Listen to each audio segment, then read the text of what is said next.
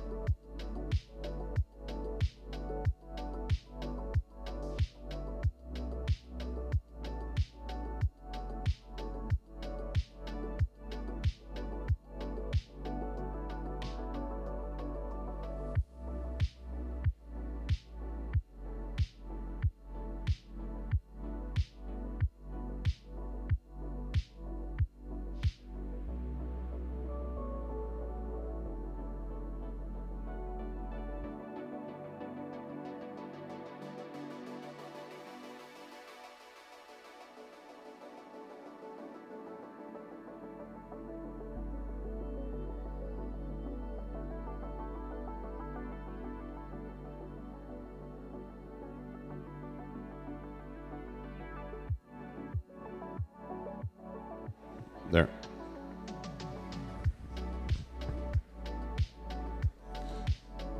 Session will start in 6 minutes. 6 minutes till the opening session.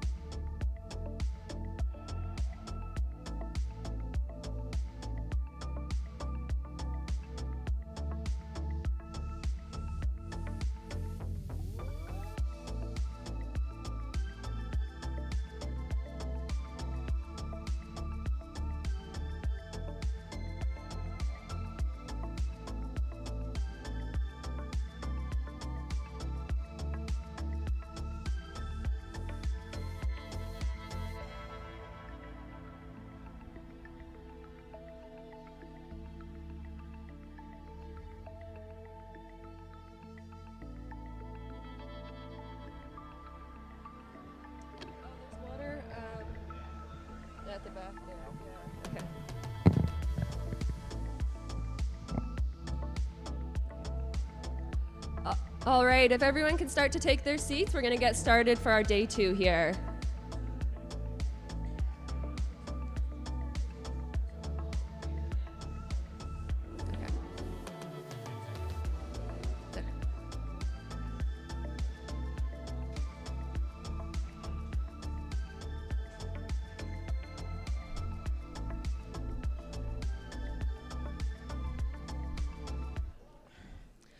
All right, welcome everyone back to the 30th Annual River Symposium, and thank you for coming. Just a few housekeeping items to start off the day. So there are snacks, coffee, tea, and water at the side of the room there, so please help yourself. Bathrooms are located out in the hallway, and lunch will be served at noon again to the side of the room there. We again have the River Strategy room set up, so that's just over there, and feel free to visit throughout the day. We've got a few different things set up in there. Kathleen has moved her stitching project into this room.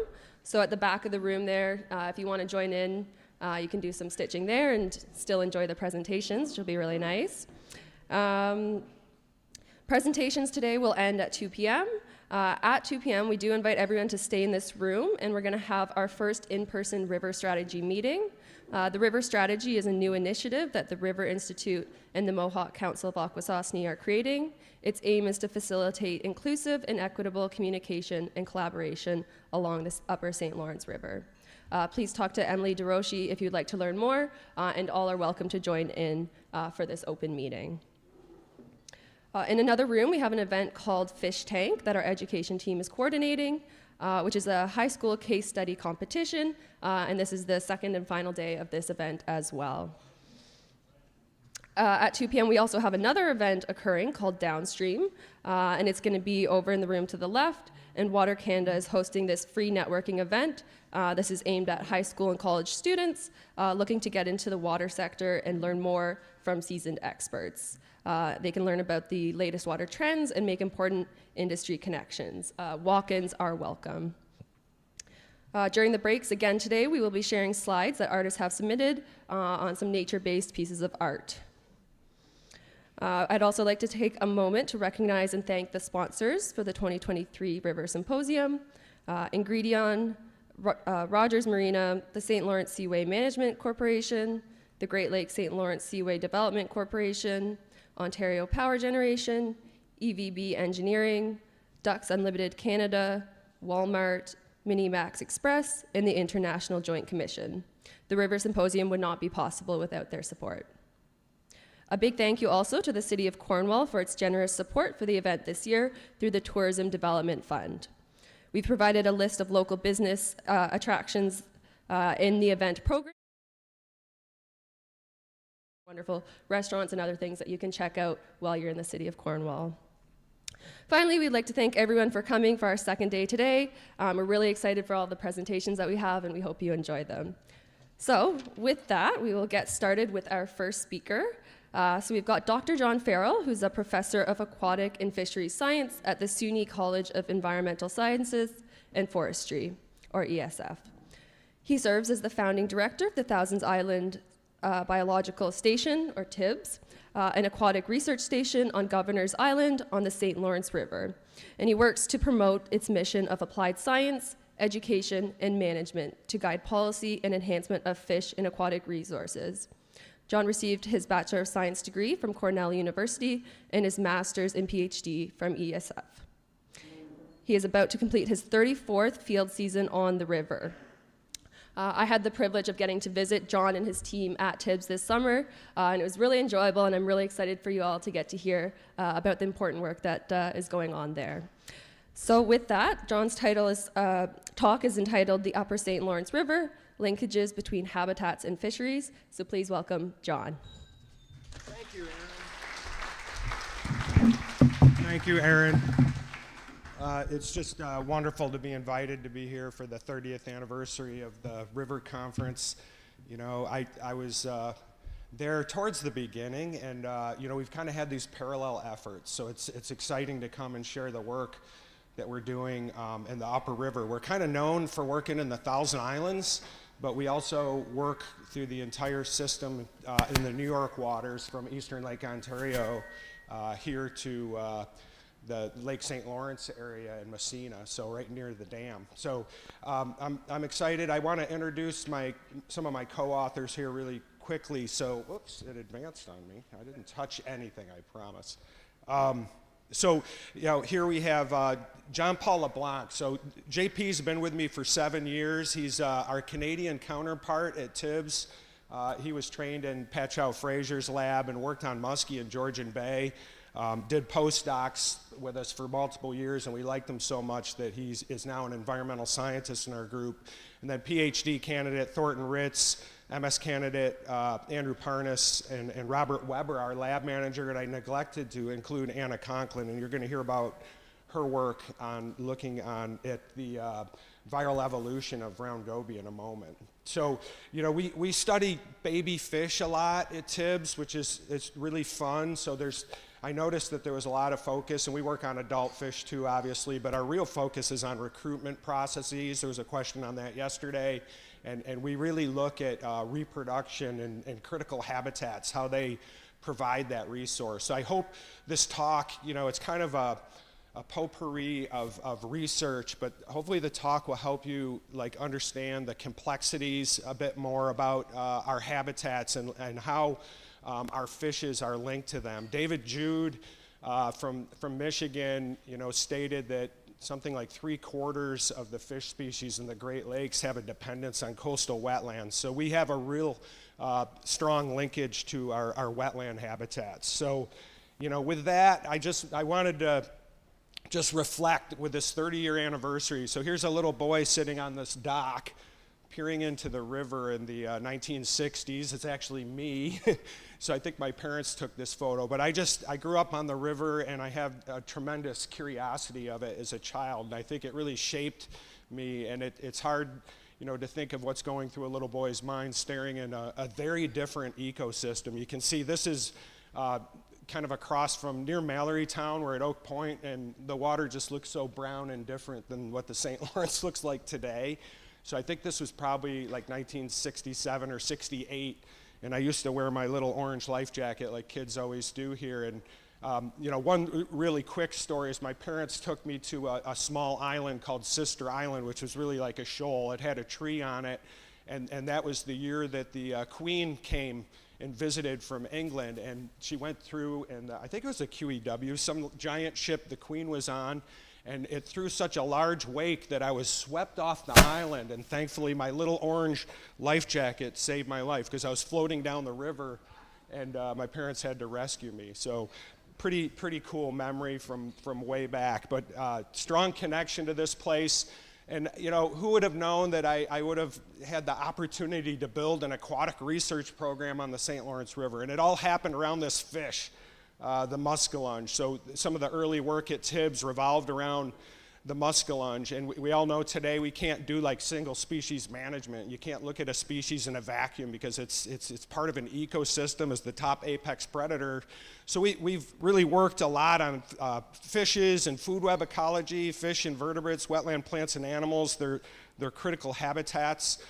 We also, because things are changing, we're doing a lot of work in restoration ecology, manipulating habitat, trying to combat invasive species and increase connectivity. And we study these things to help, managers and all the stakeholders understand how things like water level affect these things. And we're also getting in, I've got a little bit on microbiome today, which is something that's new. And then obviously invasive species. So we have just these amazing changes that nobody could have foreseen. So we focus a lot on these invasive species that play oversized roles in our ecosystems, like round goby, and also this Typha X glauca. So this is hybrid cattail you're going to learn something about, and then also VHSV. And we try to do this, where we think about ecosystem level properties, how the climate's changing, the flow regime, but also, to inform management agencies and help better manage and use how humans interact with this ecosystem. So there's a human coupling with the ecosystem that we want to engage with. So we count a lot of fish. This is a book I probably read when I was that age, which was Dr. Seuss's One Fish, Two Fish, Red Fish, Blue Fish. So fish counting is a big part of what we do, but we've added a lot of more sophisticated tools. So I've got a lot of data today to show you. So we developed an aquatic monitoring program. So I saw the value and power in data when I was working at Cornwall and also with other agencies. Like the power of going into meetings and influencing stakeholders without having information and data. So it's kudos to everybody here. And I know the Institute works so hard to collect data on the river.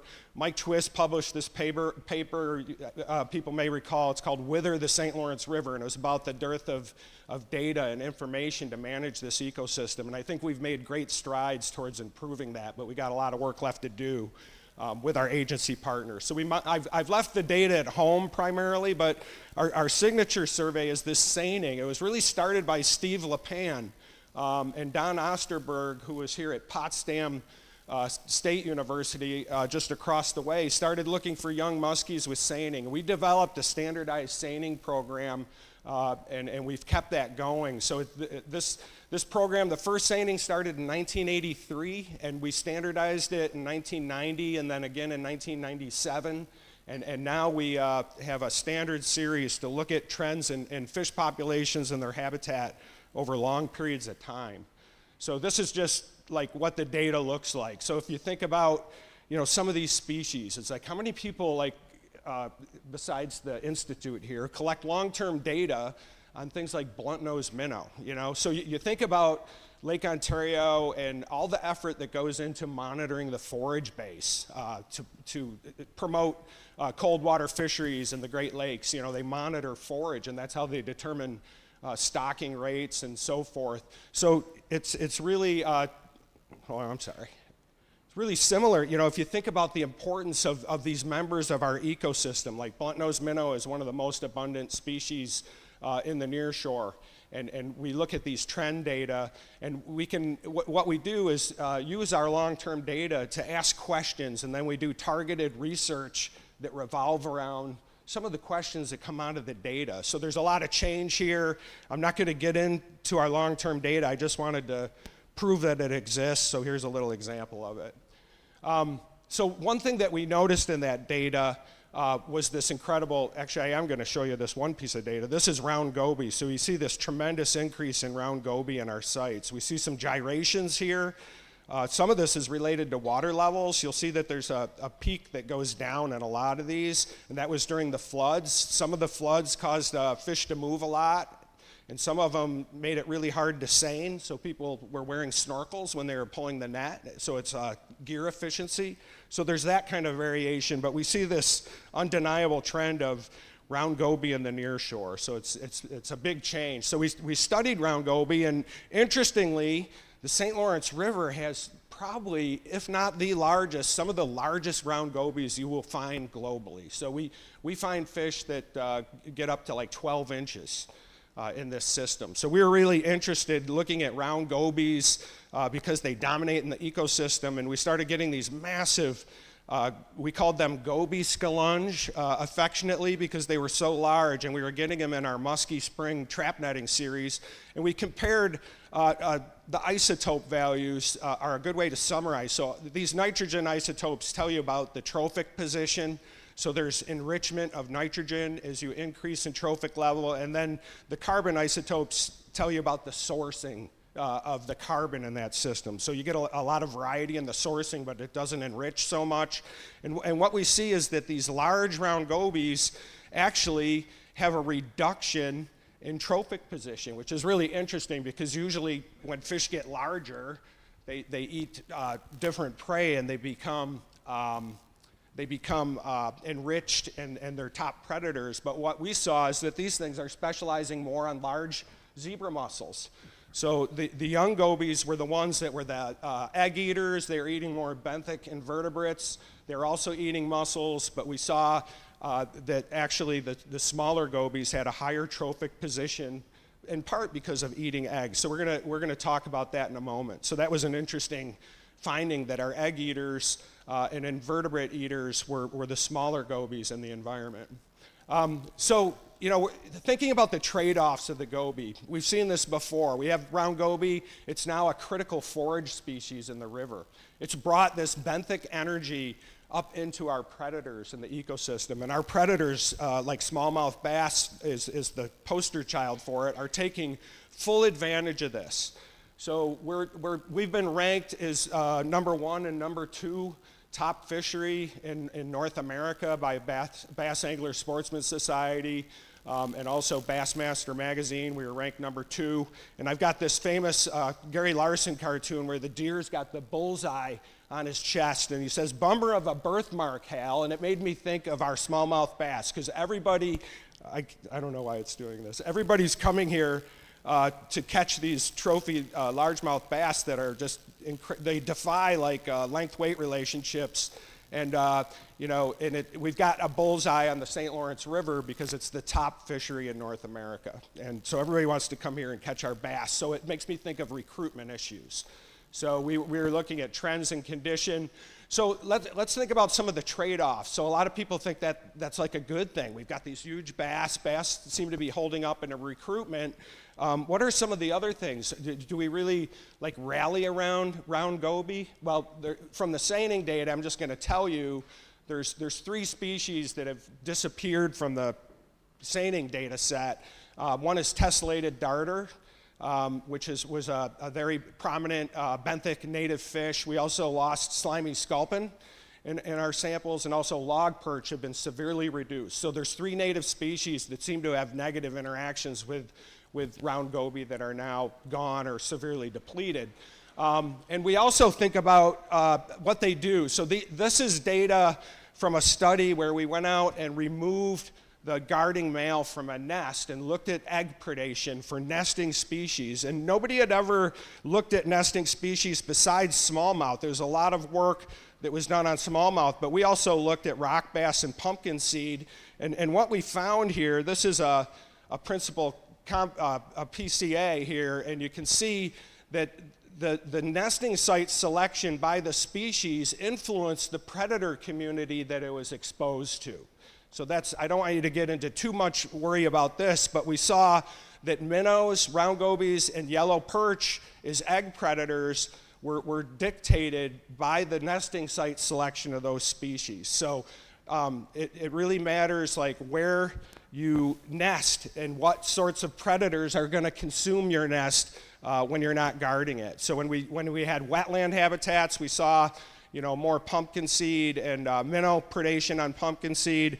And then in the harder substrates, there was high levels of goby predation. So it was kind of neat, and the question remains is whether that predation by round goby is additive or not. So is it just replacing native egg predation, or is it additive? We're seeing more egg predation. So that was a big concern, and we followed up on this study with the question of what about broadcast spawners? So those are nesting species that have guarding, so they can kick the goby off the nest, right? So they have a natural ability to do that. But the assacids, the muskies, the pike, the pickerel are broadcast spawners. There's no parental care. So they're just putting those eggs out across the habitat. And is there any defense? There's no defense against round goby. So we were wondering if goby, they have all these chemosensory abilities. So we created treatments of complex habitats in tanks, and then we put a single round goby in a tank that was 10 feet long, 3 meters long, and 41 centimeters wide. And we had all these different habitat treatments, from really complex ones like SAV, gravel, and then they got more simple like sand, bare, algae, silt, and rubble. So they were randomized trials, and we put 30 eggs in each treatment in a single goby and let them in there for a day, and then we recovered the eggs and looked in the stomachs, and what we found was, in really simple habitats, they found all the eggs. They sniffed them out in the broadcast spawning. A single goby ate almost all the eggs in 24 hours. You can see that with this other simple thing. And then you can see that as habitat complexity increases, the predation level went down. They had to do more work to find them. So that was really interesting. But what was also interesting is that even in complex SAV habitats, this is the mean, over 50% of the eggs, they found them in this complex SAV in 24 hours, one goby. in that large area. So it's really concerning. So we need to do a field replication of this study to see what's happening in nature. This was done with muskie and northern pike, and there was no difference between species. So continuing on this theme of round goby and trade-offs. So everybody has heard about this. We published a paper in the Muskie, the Crossman, or the Symposium in Wisconsin, and it's published in a special book, peer-reviewed book. And John Castleman took this picture, and during a period of time, I started getting calls, and we were finding muskie carcasses dead all over the St. Lawrence River. You know, there was a huge conservation effort in the community to help bring muskie back, and we saw this massive die-off, and it turns out that this was due to viral hemorrhagic septicemia, which is a virus. And the question is there a linkage to round goby? So we now know that round goby didn't bring VHSV virus with it, but does it have any role in it? So that's a question we're looking at now. So muskies got so rare, and you can talk to Matt Window and his FINS program, and they work very hard to find them, and we do as well. We developed an eDNA shedding tool, and an assay, did a shedding study and a controlled experiment to see if we could detect muskie, because we weren't seeing them in our conventional gear. So what we found in this study was really interesting. We compared different life stages and the rates of shedding DNA across life stages from the egg, this is about the size of a Crossman BB, and then these yolk sac fry that are absorbing their yolk, and then these swim-up fry that are starting to feed on zooplankton. And what we found was that the eggs shed no DNA at all. So if you're looking for eggs like on a spawning ground, you will not find the DNA of eggs. And that wasn't known before, which was kind of unexpected. But we did find equal levels of DNA from larval sources. So here's some of the results. I'm going to be glossing over a lot of things, but we have these index bays we study. We tried night spotlighting. It made techs too tired, so we went to daytime sighting of muskie. This is our spring trap netting, and you can see all these blanks. These are zero observations, so this is zero inflated data. Very hard to find these muskies. Just ask Cowan Lake, and he's working on it on the Canadian side with the ministry. But then we ran our DNA assays that we developed, and we found muskie DNA in all these sites but one. So Payos Bay, out by Cape Vincent, we believe was completely extirpated of muskellunge. It's one of our index muskie locations, and we're now in a big effort to restore muskies, and we'll have to save that for another day. Sorry, Muskies Canada, I left my muskie slides at home. But looking at this VHSV effect on muskie, we have Anna Conklin, who's now Anna Hawes, she's been married, who's been studying VHSV, and what we see here is like the virus is still in the system. It hasn't gone away, and what we're looking at here is like the quantitative PCR prevalence of VHSV in the ecosystem, and it looks, if anything, that it's increasing over time. And the other thing that Anna's doing is she's looking at like mutations and the evolution of new viral variants. So it reminds me of COVID a little bit. But there's an increase in the number of viral variants. So she's identified 9 new viral variants in the VHSV genome. And the other thing we're looking at is host species. So, you know, we know that there's reservoir species that are holding VHSV in the ecosystem, and lo and behold, goby jumps out as the most competent reservoir for VHSV. So there's Anna there with her round goby, and you know, we're finding that the most competent host, because they spawn like 6 times a year, they're serially stressed. All the predators are being exposed to them because it's the key prey item, so they're getting exposure to VHS through round goby. So this, if you want to manage VHSV, you need to manage round goby. So that's another one of these trade-offs, you know, and we're seeing because of those factors that this is where the viral evolution seems to be occurring. So the number of isolates is through the roof for round goby. So round goby is the key to VHSV. So this isn't published yet. This is new information about the river. So next, everybody's talking about the dam and its impacts. It gives us a provision of navigation and hydroelectric power and through water level control. We heard from Tony David in day one about why we manage water levels. But it results basically, the Plan 58DD had this decrease in fluctuations, and we saw this tremendous increase in this non-native cattail plant. So we love our cattail. It's a symbol of wetlands, right? So this is Typha latifolia. Its biocultural value is through the roof, right? And this is a native species that helped peoples exist on our planet. And so this is the native form. It tends not to find problems. It's monoecious, so you got male and female part here. And you can see that there's no space between the male and female part. When you look at angustifolia, which is thought to have come from Europe, you'll see this huge space. Plus there's a thicker leaf blade relative to angustifolia that's thought to be an invasive. But when these two introgress and interbreed, these first generation hybrids is Typha X glauca. So this has hybrid vigor, and it's really expanded across the North American continent, and it has an intermediate space right here. So that's how you identify it. And it forms really dense monocultures, and it's increasing shading and competition and really increasing plant litter. So I'm going to follow up on this theme. We've done a lot of research on it. In one of the original studies, we looked at river environments and noticed that these habitats that were quite complex. This is a picture from the 1940s prior to cattail, and you can see that cattail is filling in all this, what we call hemimarsh complex habitat, ubiquitously through all wetlands throughout the entire ecosystem. So that is a really big change. This is now a wall of cattail. Formerly, species could use this variety of vegetated habitats. And we were looking at the relationship between unregulated levels. We developed a new plan. There's a whole story about that I'm not going to get into, but this constriction of water levels was thought to exacerbate this change in wetlands. So we wanted to look at it in more detail, so we actually did a 10-meter wetland core.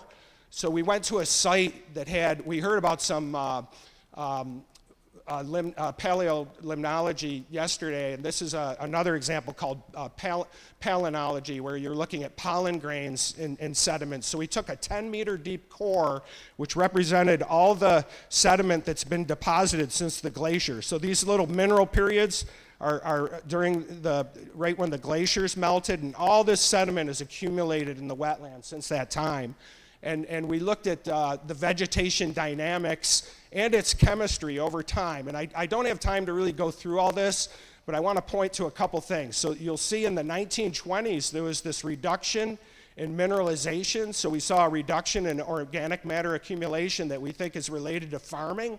And then the other thing we see, this is wetland accumulation. So it's the accumulation of peat in the wetlands, and you can see this enormous spike. And we think that spike is what's filling in our wetlands. So we saw it here in our wetland core, and we see that it's an anomaly over the historic development of the wetland. So it's really interesting. And when we look at that top part of the core, we did lead dating on this part, radiocarbon dating on the other. Sure enough, you can see this Typha pollen signature that just becomes incredibly dominant. But what's interesting is this process started prior to regulation. So we think that looking at it just as regulation, the water level control effect wasn't, this thing had to be introduced here, and then agriculture provided the perfect germination substrate for Typha, and then water level regulation really helped facilitate this plant because it likes the way water levels are headed, and it really expanded. So, let's think about what that's done to our wetland. This is Grindstone Island. There's a beautiful coastal wetland here.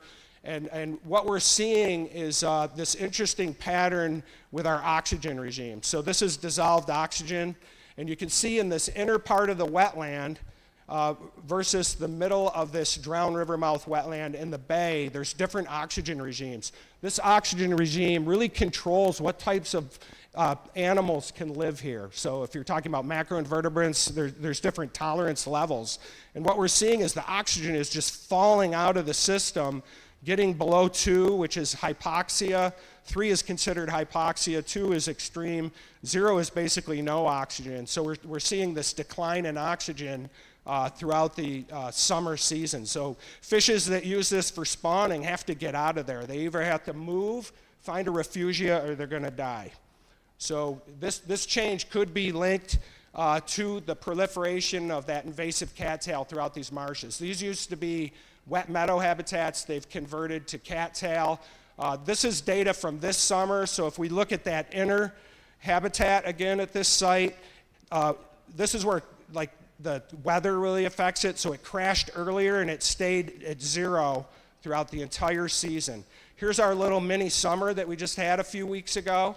So you can see that summer returned and oxygen levels jumped back up due to photosynthesis, but the nighttime respiration remained really low. So, you know, we think that there might be a linkage between cattail litter and this oxygen regime we're seeing in our wetlands that serve as nurseries for fish. You know, taking a little move from looking at, you know, we set these emigration traps to look at the fish that leave from these wetlands, and we're seeing like some really interesting differences. So the cyprinids are in the wetlands and they get out. Okay, so you can see that they left, and we think that the oxygen might be a primary factor that's promoting the movement of minnows from nearshore wetlands out into the river. You know, more tolerant species like largemouth bass can exist a little bit longer in that wetland system. So there's a lot of interactions between oxygen tolerance and where you find fish and their efficacy. So we're you know, looking at that Typha upslope wet meadow effect, but we're also looking at the Typha moving into these deeper bulrush communities through some work with my student Andrew Parnas, and we're finding very different oxygen regimes that are related to litter cover. So this is kind of supportive of that hypothesis. So when you increase litter cover, you see an inverse reaction in oxygen. So high litter cover, low oxygen. Okay, so we think that there's bacterial processes, decomposition, and lack of water movement that might be driving those low. And then in the bulrush community where we have emergent plants, but water can move through it, we get highly oxygenated environments. So, you know, really interesting looking at the community relationships. So we see, again, with fish, these oxygenated bulrush communities have higher SAV communities. They have lower average temperatures. They have high SAV cover, higher average DO, and then these fish species separate along this axis. So if you have high litter cover, it really, excuse me, is influencing these habitats. So, you know, what do we do about it? So we're trying to restore these ecosystems. How much time do I have? Oh, okay. So, you know, what we're trying to do is look at the ability to actually make connectivity in the system that's been blocked by this Typha. So here's a wet meadow down here. It's been blocked by this incredibly dense cattail, and what we're doing is cutting channels so species of fish and other biota can access these seasonally flooded habitats. So this is an example of Cranberry Creek. You know, we're taking an aerial image, and these are all created channels that were done in this wildlife management area to help fish access areas that were influenced by this invasive cattail in the system. So we've been doing a lot of research on that, and I just wanted to note a point that kind of builds on what Tony David was saying. So if you look at like the the water level elevations, and that same site we were just flying over, you could look at the wetted area. And this is just the channel flooded in blue. And that's at 74.5 meters IGLD. And just a half meter of water actually floods the entire floodplain of that ecosystem. So when you're talking about small amounts of regulation, it has large impacts on our coastal wetlands because they're so flat. So, you know, the decisions that are made at the dam have really strong influences on wetland connectivity and habitat and the timing and duration of those events. So regulated systems tend to lose biodiversity. So we've been looking at these again. This is a flooded wet meadow, and we've been looking at the productivity of young northern pike over a long period of time since 2017. You remember there was a flood that year. We saw some of the highest densities of northern pike in wetlands during that flood of 2017. And interestingly, when we compare the modified habitats that we create to unmodified ones, they seem to be performing in a similar manner. So there's a lot of nuances to this about how the hydrology impacts the production of northern pike and their density in these wetlands. But we find that water level keeps coming out as a significant variable. So both the spring water level and the change in water level and the habitat type created the most significant model in a linear mixed model analysis of this data. So, we've looked at this further in some new studies, and these wetlands are factories for fish. So these are some of our raw data. So just in our samples, there's 80,000 fish that were sampled in spawning pools that were created, 80,000 fish. So it's just huge numbers of fish. So our coastal wetlands are the factories for fish production in our ecosystem, and it just shows the value of it. And a thing that we found is that, we see as dissolved oxygen goes low, we see a reduction in species richness, okay? So there's a relationship between species richness and oxygen, and the other thing we see is this relationship with the water level regulation dynamics. So we're looking at that stuff, and a really interesting finding that really surprised us is that dissolved oxygen levels actually decline during the floods. So we saw significant reductions in oxygen during the flooding period. So it's kind of counterintuitive because we saw increased pike production, but the habitat was being affected by the flooding. So we're looking at this mechanism. It's not well known to the literature, but there are examples where flooding can cause reductions in DO. So we're actually looking at that now. Where am I with time? I have 8 minutes. Okay, so I just want to make a quick linkage to this gut microbiome thing. So there was a whole issue of science that was attributed to this gut microbiota. So the assemblage of bacteria that's in our gut, we've all heard about this. People might use in this room probiotics that they take in their diet. And we started thinking, along with others, about how that affects organisms like fish, and it's shown, there's a lot of literature in the aquaculture that there's growth and development impacts. It affects the metabolism of fish. It can affect the immune system function and behavior. There's the vagus nerve, comes right from the gut, that goes right to the brain and has all sorts of influences on organisms that are basically unknown. So we were kind of interested in these relationships. So we published a perspective here in Fisheries Magazine and looked at where the literature was coming from. And you can see this dominance of human gut microbiome literature, even though they separated it from mammals. I think they should have known that humans are mammals. But you can see fish here, and fish, there's a growing amount of knowledge, but most of it was linked to aquaculture and not like ecology.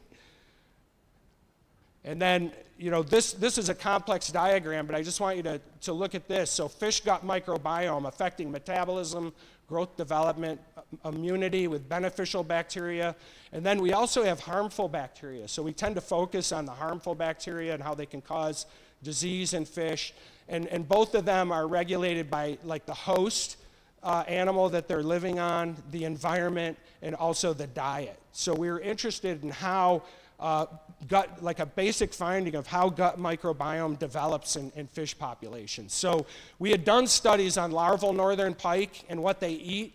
So these are zooplankton. So these young larval pike absorb the yolk, and then they need to eat plankton for a couple weeks, and then they become piscivores and eat fish.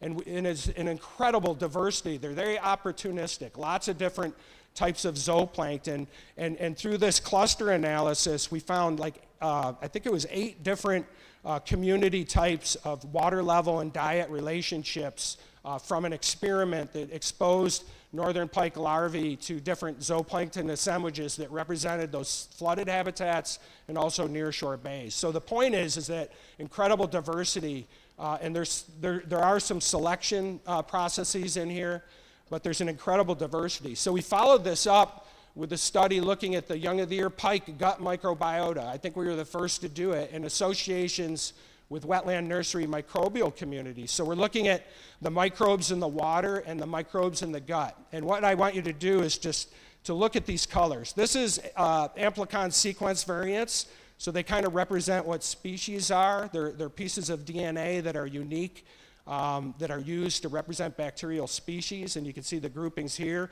But just look at the different colors. So you got these pinks, yellows, and oranges, and then over here there's all of a sudden these greens, this Plesiomonas right here. So there's very different. So the water that the pike lived in didn't reflect the gut microbiome that was in their gut. So we followed this up, working with my colleague. So we had a graduate student, Ben Galo, and my colleague, who's an incredible scientist at ESF, Brian Ledette, and we ran an experiment where we fed young northern pike right from the beginning. So this is a yolk sac fry. It swam up. It wanted its first feeding. So we gave it its first feeding. And interestingly, probably through maternal investment, it had this diverse set of microbes that likely came from the parent through maternal investment. So there was all this diversity. And then at the end of the week, the 4-week experiment, there was only a couple left. So it went from a very complex microbe system to just a couple of things. And what we found is that this was due to dietary control. So we fed this pathway Artemia, which is brine shrimp. It's unnatural. It's a Great Salt Lake, they have these. And this we fed natural zooplankton, and there's Plesiomonas. So that was a dominant one that came out in our broad field study. So this study provides supportive evidence that the gut microbiome is controlled by the diet, but the diet is controlled by the environmental factors that support the zooplankton. So these are pretty significant findings, and they may be really important to what's happening. So a couple of take-home message. We're using long-term data with targeted research to help solve problems. Native species still dominate here in the river, which is great, but they're depending on invasive organisms that alter our community, create uncertainty. There's GLAM, so we're part of this Great Lake Adaptive Management, and right now there's a review of Plan 2014, so all this information is going into new models to help inform better regulation. You know, whether that gets implemented or not, we'll see, because there's a lot of deviations. But we know that habitat's core to maintaining our diversity of fishes. Otherwise, we're just chasing our tails. I have so many people to thank that did help me with all this work in our lab and our collaboration. And it's just been a fantastic group, and we continue to make progress. And again, with the St. Lawrence Institute working here, it's a really good collaboration. So thank you for your time this morning, and I hope there might be a minute, but if not, we'll see. 2 minutes, great.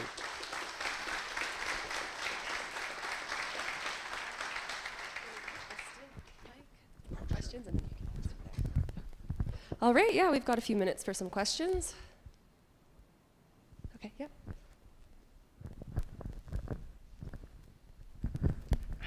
Excuse me. Hi, John.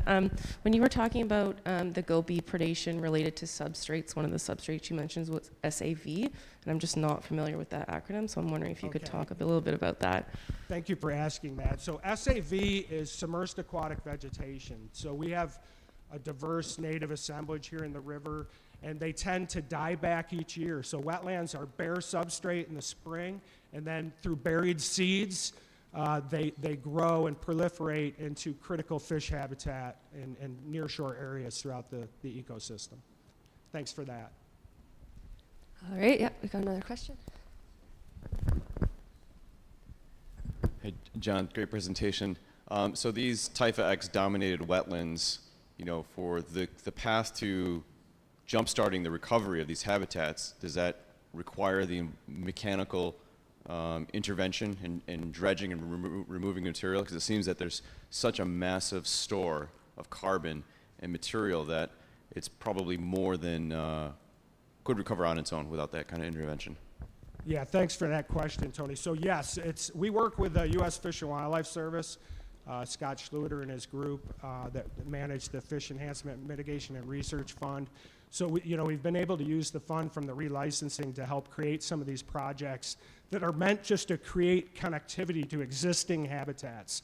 So there's really no way to excavate all this taifa. There's just thousands of hectares of it. And it's thought that the best way is to manage hydrology differently.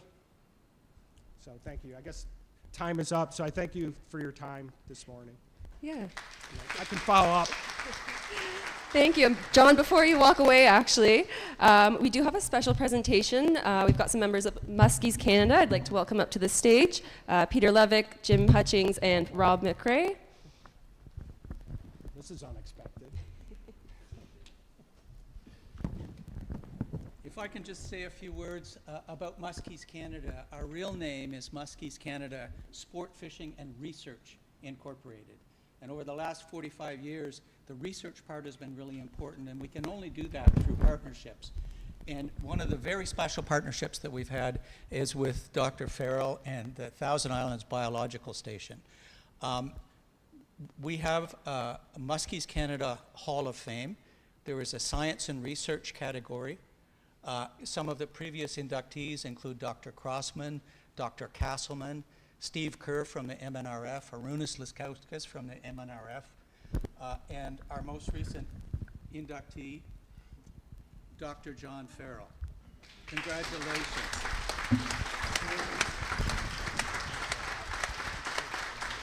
Can we get a picture with you in the middle here, John? Hang on a second. I'll get on the other side.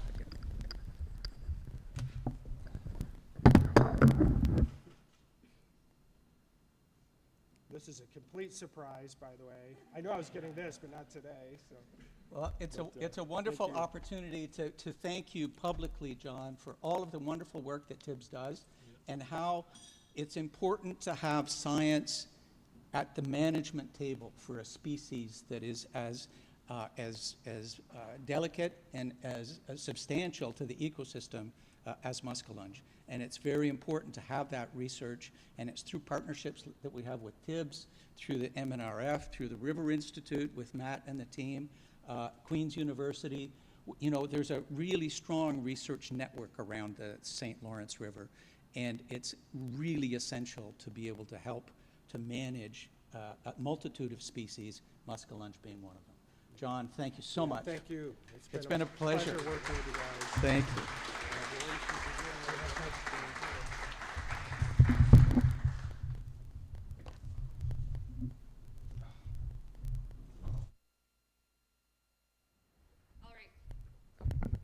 Okay, just a few last minute announcements before we go to break.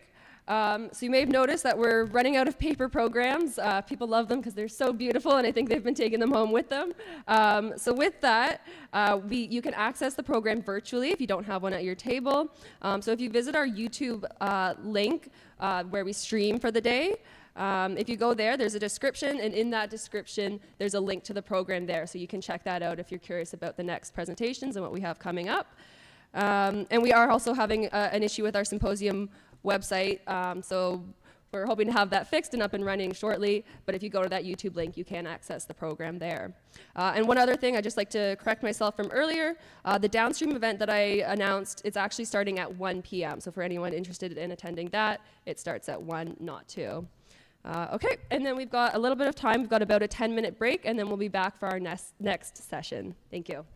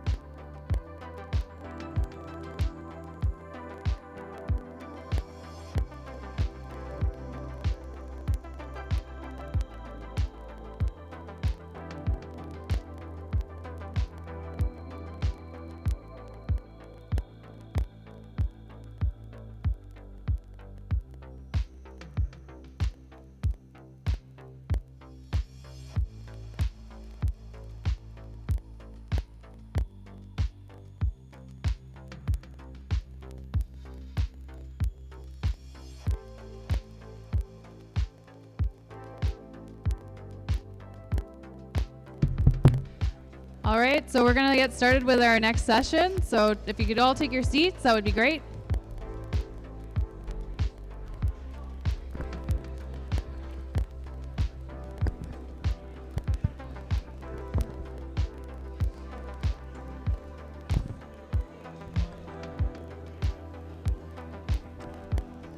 Good morning once again.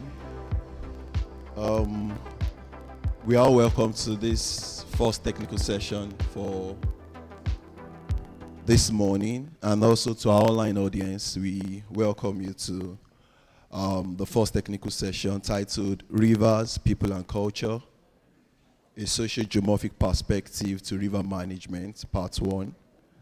And the first speaker this morning will be talking on the survivance of water and rock from the Anishinaabe thought worlds other than human personhood and the Trent Severn Waterway in person of Benjamin Kapron. Thank you very much.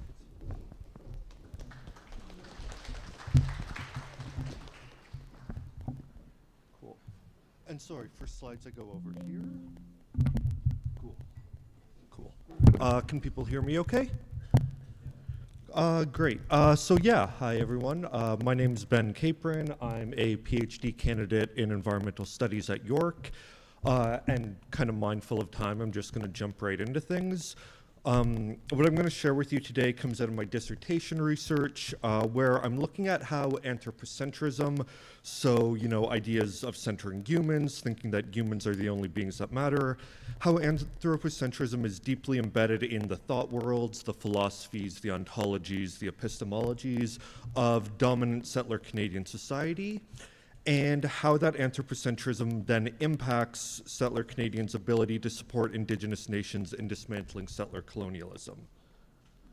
So many Indigenous nations recognize certain other than human beings, plants, animals, fungi, waters, rocks, to be persons, to be kin, to be nations, possessing their own capacities for agency and animacy, though understandings also differ between different Indigenous nations. However, within dominant Western thought worlds, we tend to view other than human beings as, passive objects, believing plants and animals don't possess agency. At most, their agency is often reduced to having an impact on kind of the world around them, unlike human agency that's filled with intention and choice.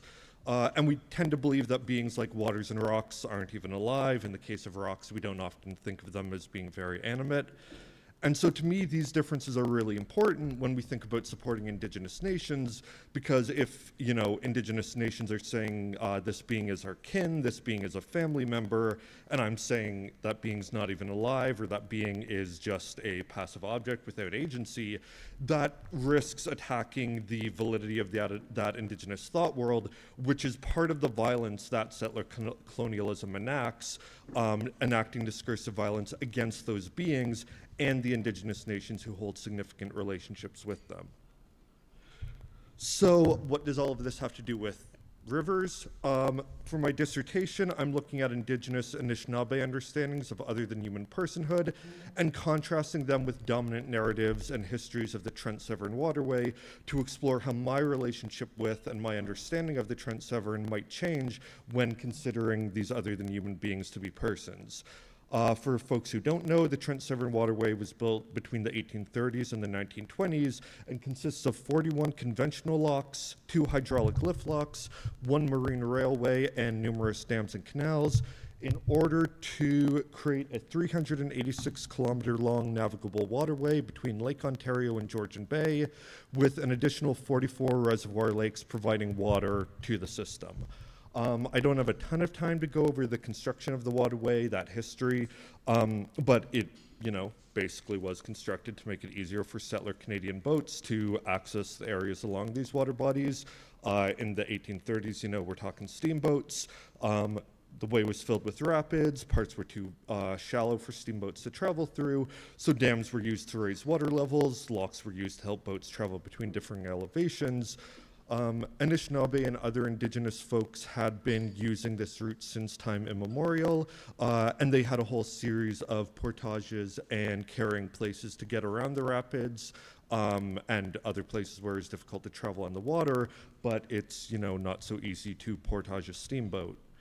So the route was originally surveyed in the late 1700s to find a safe way for British ships to travel between the Great Lakes in the case of war with the United States, though construction didn't begin until the 1830s, and then it was kind of individual locks being built to serve individual business interests.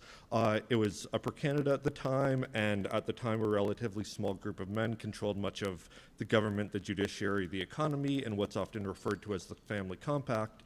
And so many of the people who had power to make decisions about building locks also were people with power and money who bought up land along these water bodies and were involved in businesses and industries in these areas.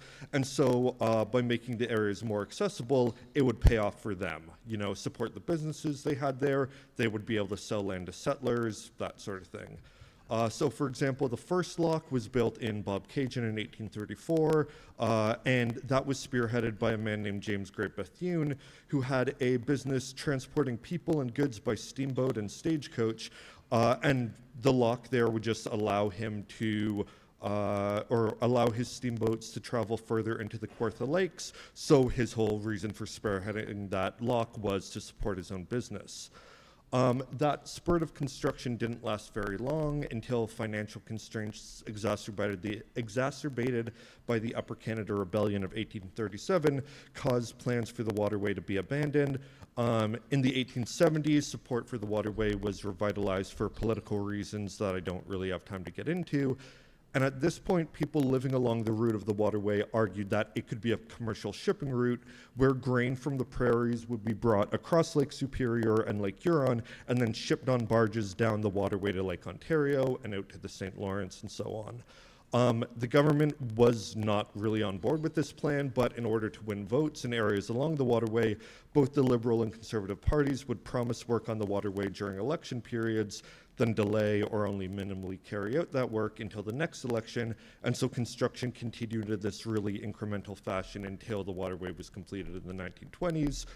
It's never been used as a shipping route.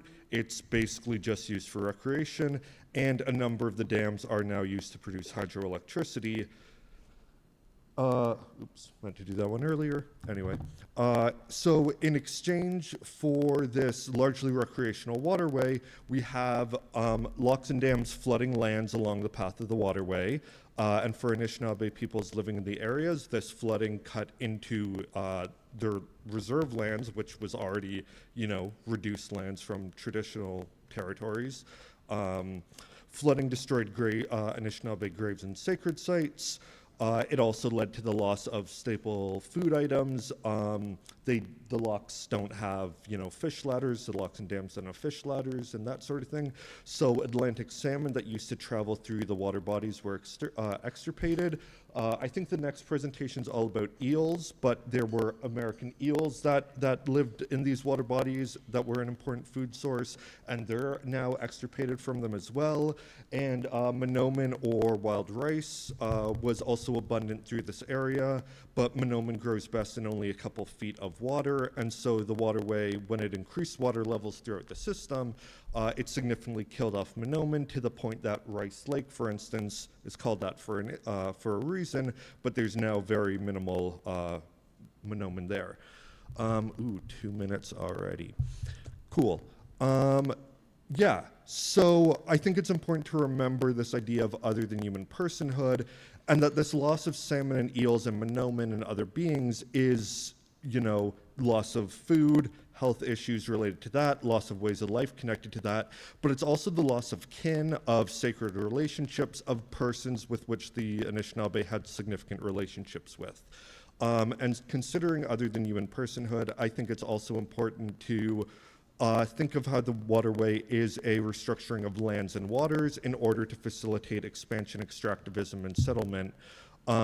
Within Anishinaabe thought worlds, rocks are considered ancestors, are considered grandfathers, are understood as providing the space for life to exist and to flourish, and yet with the Trent Severn, rocks were blown apart and dredged to create a navigable waterway for settler boats. As Leanne Simpson writes, the Trent Severn waterway constricts and constrains and controls what the rivers can do. The locks block and disrupt the power of that flowing water with handcuffs and shackles, interfering with the cleansing, with bringing forth new life, and with the river's responsibility of sustaining the territory. When the construction of the locks colonized an ancient travel route, it also colonized the lifeblood of our first mother. Had a note here that I think this is always what happens, but I've got even less time than anyway, it's taking longer than I thought. Basically, what I really want to get at is other than human survivance. Survivance is a concept largely developed by the Anishinaabe scholar Gerald Visner to emphasize that Indigenous peoples' survival against settler colonialism is active and agential, that Indigenous peoples are not just passively here despite centuries of settler colonialism, but Indigenous peoples continuously undertake a variety of active and agential strategic actions to continue to survive despite settler colonialism. And so in working to take seriously Anishinaabe conceptions of other than human personhood, I'm really interested in other than human survivance. So speculating about how other than human persons also actively and agentially oppose the imposition of the Trent Severn. Yeah, I might kind of wrap it up. I've got a few examples of other than human survivance, but mindful of time. This is just the canal that was built to accommodate the Peterborough lift lock during its construction. Maybe now I'm talking, so I might as well keep doing it. A section 40 feet wide broke away from the east bank of the canal, and an old farm drain over which the canal was built gave way, allowing the canal wall to sag and eventually collapse as water seeped through the cracks, permitting 500,000 gallons of water to pour into East Peterborough. Trees were uprooted, basements were flooded, a brickworks was inundated. Had the guard gate a few feet above the break not been forced into position by the rush of water, all of the canal would have been drained into the town and the damage would have been catastrophic.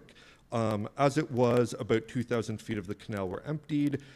So how does it change our understanding of the Trent Severn if we think about these waters as persons with agency and these floods as intentional acts of resistance against the waterway? There's other cases as well where logs traveling through the system destroyed locks and dams that we can think of as kind of agential survivance of logs. And ways that the rocks that were being built into can be thought of as agential survivance of rocks. And so to close, I just want to return to why I think this matters. Whether or not we recognize or question it, we live according to certain thought worlds, philosophies, ontologies, which impact how we understand the world.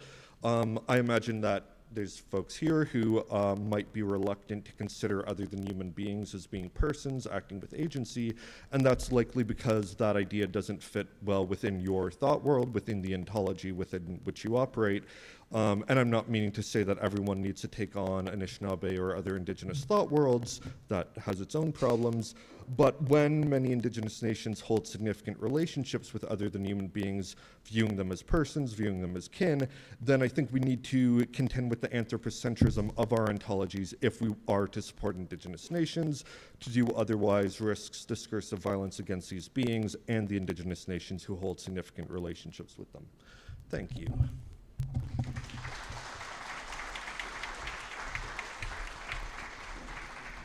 Thank you very much, Benjamin.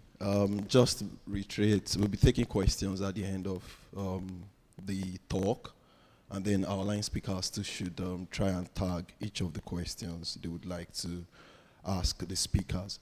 We'll go right to the second presenter, the EO Recovery Project. That's Courtney and Kayla. Thank you very much.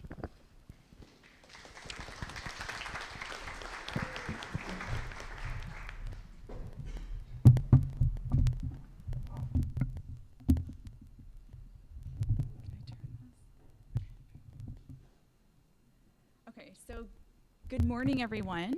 I'm Courtney Holden. I work with the River Institute.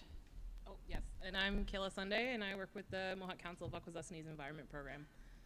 And today we're going to be presenting a new project that kicked off just this year, which was conceived in partnership over a shared ecological concern for the impact of dams on the American eel.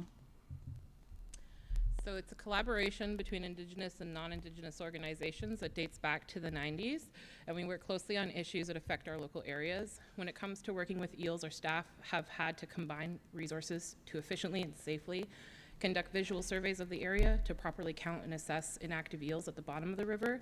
And together we're combining traditional ecological knowledge with Western science to effectively change perspectives on eels in our communities and work together to gain a better understanding of the needs for habitat restoration, management strategies, and eel preservation.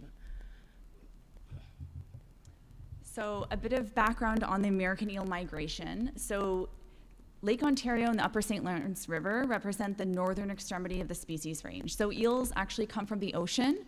They're born in the Sargasso Sea, and then juveniles make this 5,000 kilometer migration into this region of North America. And adults will spend about 2 decades maturing in Lake Ontario and the Upper St. Lawrence River before making that migration back down the river to the ocean to spawn one time and then die.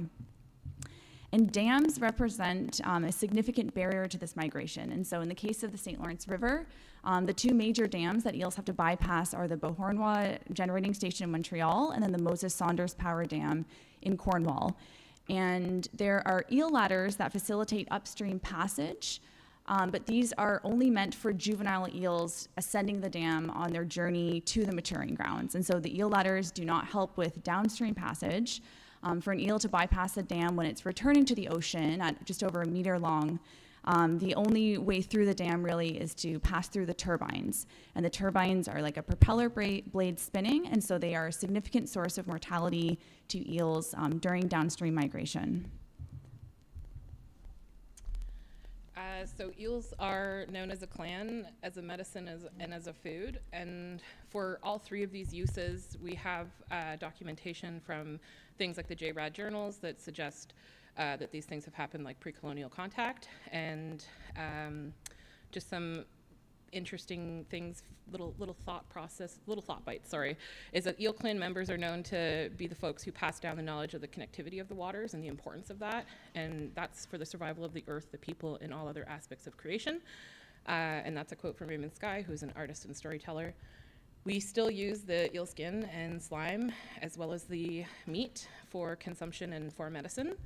And through different initiatives that we have taken on, we're looking at ways to enjoy that meat in a healthier way, so not just the typical deep-fried nugget style. And our cultural and historical disconnection is one that's recent and perhaps impacted more recently by fish advisories of the 80s and 90s, but also environmental violence on our local rivers. Our parents and grandparents still recall a time when eel was good table fare and frequently used medicine, which was traded for other goods when not needed by fishing families. Okay, so the River Institute and MCA are both positioned right at the base of the Moses Saunders Dam. And so in living and working on the water, this is kind of a site that's not uncommon to anyone that lives in the Cornwall area. And so you do see a large number of dead eels washing up on the shoreline. We're out doing surveys for other projects. We'll find them floating. And so this is something that is a concern. Oh, sorry. There we go. So yeah, this is a site that's not uncommon to anyone living in Cornwall. And so there are existing eel surveys that are done by OPG. And these surveys have great value in documenting the number of eels that wash up on the shoreline that are dead or floating. These surveys have gone on since the early 2000s. They survey the 10 kilometers at the base of the dam. But what we were finding when we're out on the water are that there's these eels that sink to the bottom of the river, especially in cooler water temperatures, and that these eels in deeper water that are sinking may be overlooked by some of these surveys. And we also started to notice some patterns in how these eels gather. So you'd expect them to kind of occur in higher densities closer to the dam where the damage is occurring.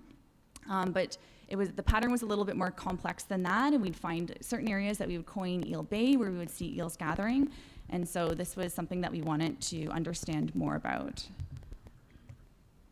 And then in November of 2022, we received a report from a community member, an angler out on the water fishing with his kids, that he was seeing hundreds of dead eels on the bottom of the river.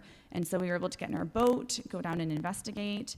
And when we got to the location, this is what it looked like from the surface. So you can kind of make out those white bellies of eels. And then we worked with Stephanie Hildebrand, the photographer in the back of the room, and she has an underwater housing for her camera. And so she was able to have a look underwater, and this is what it looked like below the surface. And so these large piles of eels in kind of various states of decomposition. Some of them were alive, some of them were dead. And this was concerning to us. And so the first people that we kind of called were our friends at MCA with our concerns. And from that, our next move is first to investigate and second to consult our community. Questions that kind of came up was, how are we ensuring that the moves that we're making are the appropriate moves and that are not worsening the current situation? Eels are known to be occupants of the broadest range of diverse habitats of all fish, and they're often found in shallow waters where they burrow around sand, mud, and rocks. Their coloration is unique and depends on their life cycle and habitat, and oftentimes they're well camouflaged within their own environments. So we need to remember that during this process, all things are connected, and any changes that we make or suggest to fish passage, habitat, those kinds of things will have immediate and long-term effects on the surrounding ecosystems, which reinforces the need to move slowly, record everything, and consider deeply any changes we hope to suggest. As a community, we also work to honor treaties, which state that we'll utilize the Earth's resources in such a way that we leave enough for the 7 generations ahead while preserving the culture of the 7 generations behind. Some communities are no longer aware of the uses or medicinal methods of preparation of eel, and we feel like this is linked to generational trauma. Another thing to note is that since dams have been erected, our local ecosystems have learned to live within the condition and confines of this water body.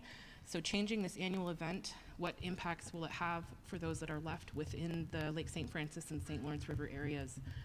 Another question is, can we use this resource now? So at our community meetings, that was a common theme, and an oral teaching that kind of comes up frequently is a summary of findings from the 80s and 90s fish advisories, resulting from the contamination of the local waters from Superfund sites and unethical environmental practices. There's still a very real fear for those of childbearing age and for children to not consume just in case. And the distrust from these events provides us with the feedback that we need to pursue the contaminant testing of these species.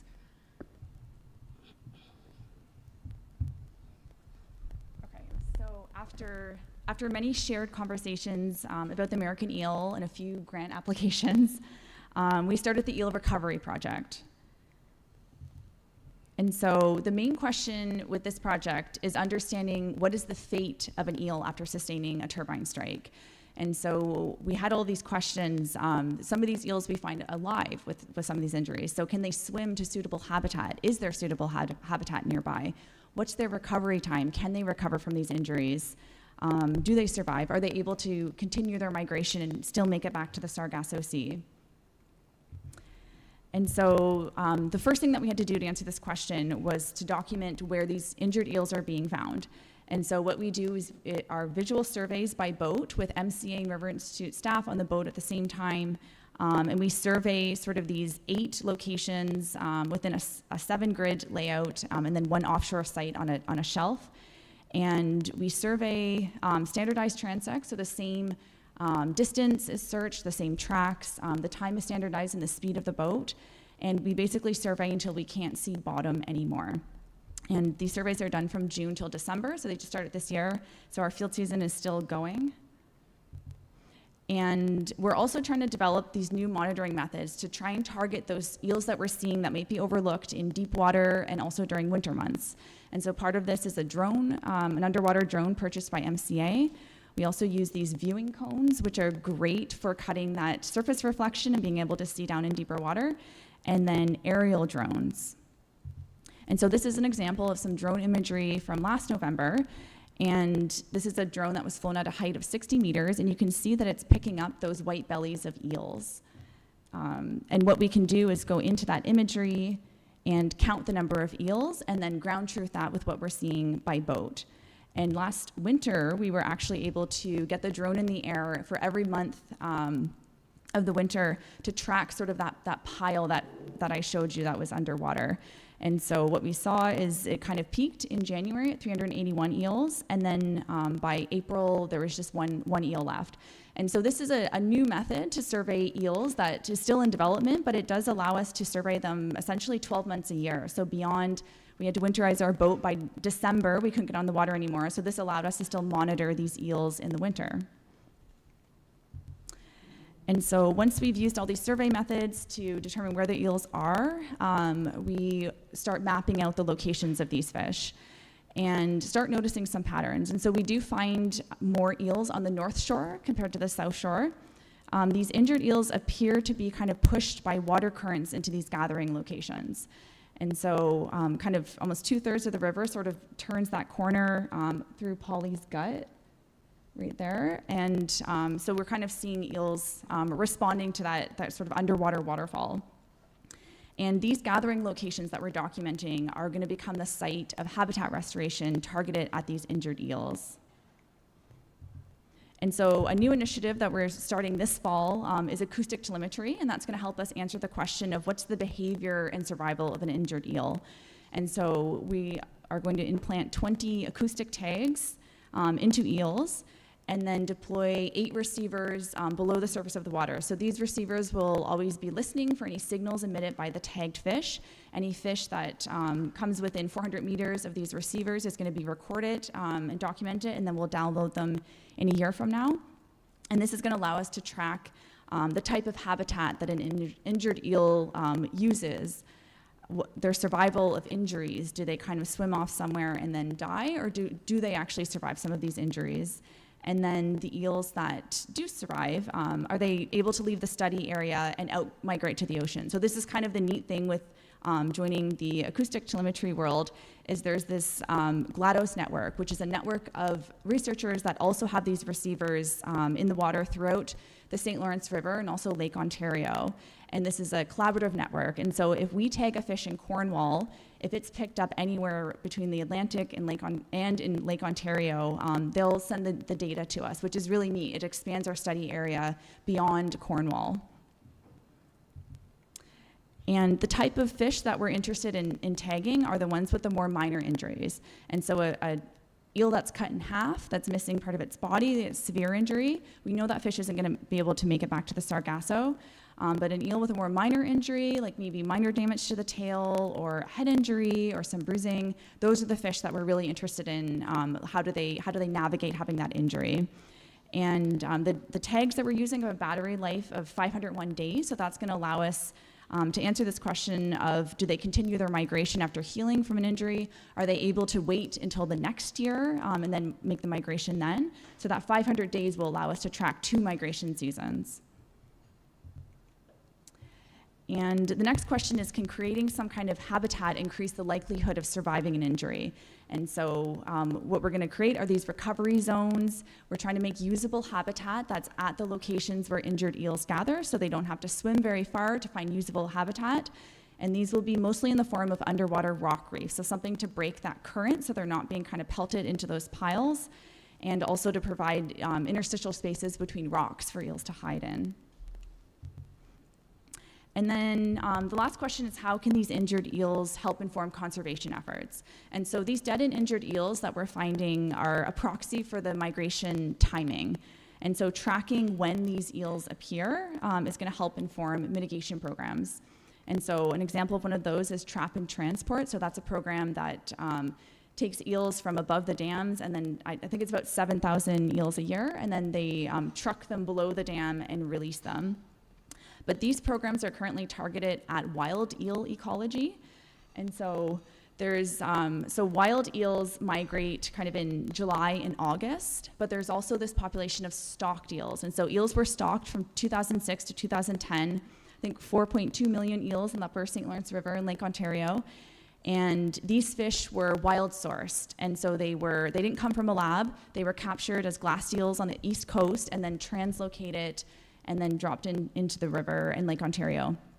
And so these fish are kind of on East Coast time, and they migrate a little bit later in the year. And we don't totally understand this yet, but what we're seeing is that there's this pulse of wild eels that are at the migration times that we know historically, And then the stocked eels are acting a little differently and going out more in October, November in colder water. And so the current migration programs are targeted at those wild eels. And this is very preliminary data. But these are our surveys, and you can see, so right here is kind of that pulse of wild eels. And then, so this is from June, and then we're into October. And again, our field season is gonna go until December of this year. But you can see that these stocked eels are kind of just getting started with their migration, but the trap and transport programs end at the end of September. And so what we're hoping is that by documenting this stocked eel migration in particular, we'll be able to kind of inform some of these mitigation programs so that when the stocked eels arrive and they need to cross the dam, there's going to be mitigation programs in place to help them in addition to the wild eel population. There's also a component that we're hoping to explore, and that's biocultural restoration. Our goal with this is to increase the Akwesasne's community knowledge and or willingness to engage in safe biocultural and traditional fishing practices. And we're going to hopefully achieve that goal through workshops which allow masters or traditional knowledge keepers to provide those traditional teachings and have safe spaces to practice. And by doing outreach in the community, so attending various fishing derbies where there might be eels captured and teaching there, so safe release, safe handling methods. We're also doing research. So in 2019 to 2021, there was a fish contaminant study in Akwesasne that was completed for a lot of the fish that we consider to be very good table fare, typical species, walleye, perch, bass, catfish, that kind of thing. Moving into 2023, we're going to be specifically researching sturgeon and eel contaminants, and those are fish that are typically not researched for a contaminant study. We're sourcing our meat from traditional knowledge keepers who are already harvesting this resource, and we're purchasing it at fair market price, and we will be able to provide our community with that information once it's available to us. And so the other side of the biocultural restoration is a big focus on the contamination. Eels were left out of the local fish consumption guidelines because they weren't consumed by the general population. And we're undertaking means to understand what a safe level of consumption is. And with that, we have to understand what typical consumption is, as well as portion size and that type of thing. We will be measuring mercury and PCBs, and we'll be using that with the eels that we collect that are moderately injured or not certain, not in terrible shape. We're using these guidelines to inform safe traditional harvesting and consumption for this resource, and we're hoping to kind of reinvigorate certain teachings with that. Yeah. So we're focusing on utilizing methods founded on mutual respect and autonomy to achieve this work, and our partnership focuses on good allyship and between partners that is respecting our sovereign identity while actively working together to dismantle systems of oppression. We're sharing meals, talents, time, and energy to support the other's work and respecting our 2-row wampum, which stands for respect, sovereignty, and friendship. Our data sovereignty and autonomy is something that is achieved through many meetings to discuss what we are interested in sharing and what we're not interested in sharing, and what is local knowledge to some, and that includes the folks on the Cornwall side, is not, it doesn't always need to be spread to the masses. We need to be protecting our habitat and the remaining species, and we need to be protecting the integrity of our research. Finally, we like to remind folks that we have the right to self-governance, to choose our own working partners, to issue special permits to allow ourselves to do this work, and to allow research to be conducted so that we can preserve and protect the environment in the way that we see best as possible.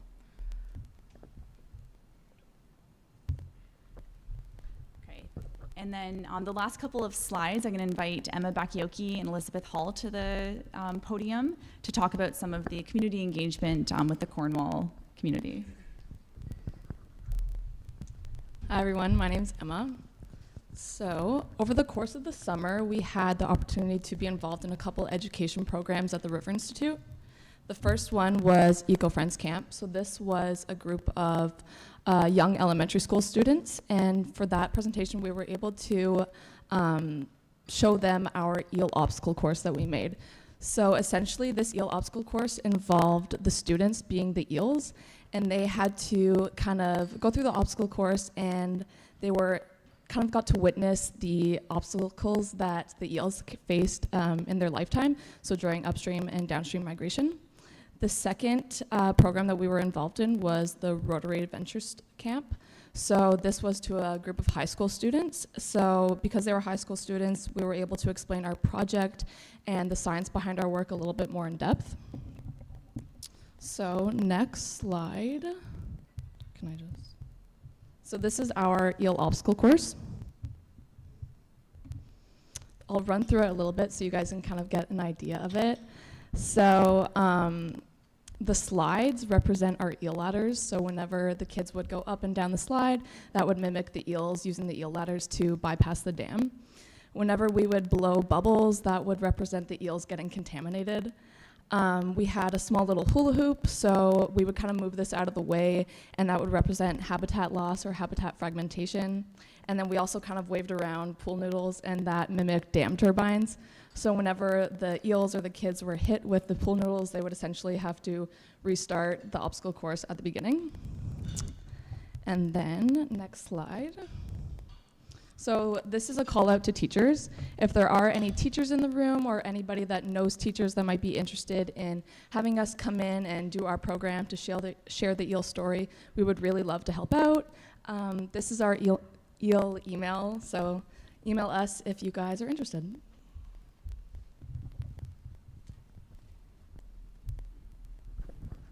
Hi, I'm Elizabeth Hall. There we go, okay. So involving the community is extremely important in the success of this project. During our weekly surveys, we take the opportunity to exchange knowledge with anglers and people who spend their time on the river. We speak to them, and they're very curious about our project. So far, we have interacted with around 15 very friendly community members who have given us some really great tips on where we can find eels and where they've seen them. To best understand the fate of an American eel, we need to collect as much data as possible. We are here to ask the community for help. You can help us by reporting eel sightings to eelproject@riverinstitute.ca. Information we would find useful include the date that you saw the eel, GPS coordinates, or at least a really good description of the location where you saw it, its body length, and any notes on visible injuries. And of course, photos are worth 1,000 words. Please remember to leave the eel where you find it, as eels are an endangered species and cannot be collected by the public. And also, please come check out our booth if you have any extra questions. We also have t-shirts on sale. They're $30, and all the proceeds are going towards this project. Thank you so much.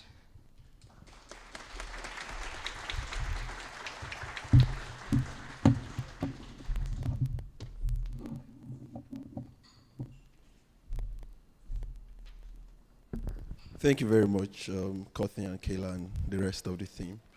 We'll move right straight into the third presentation, Rights of Nature, a timeless concept whose time is now. That's Lee and Abraham. You're welcome.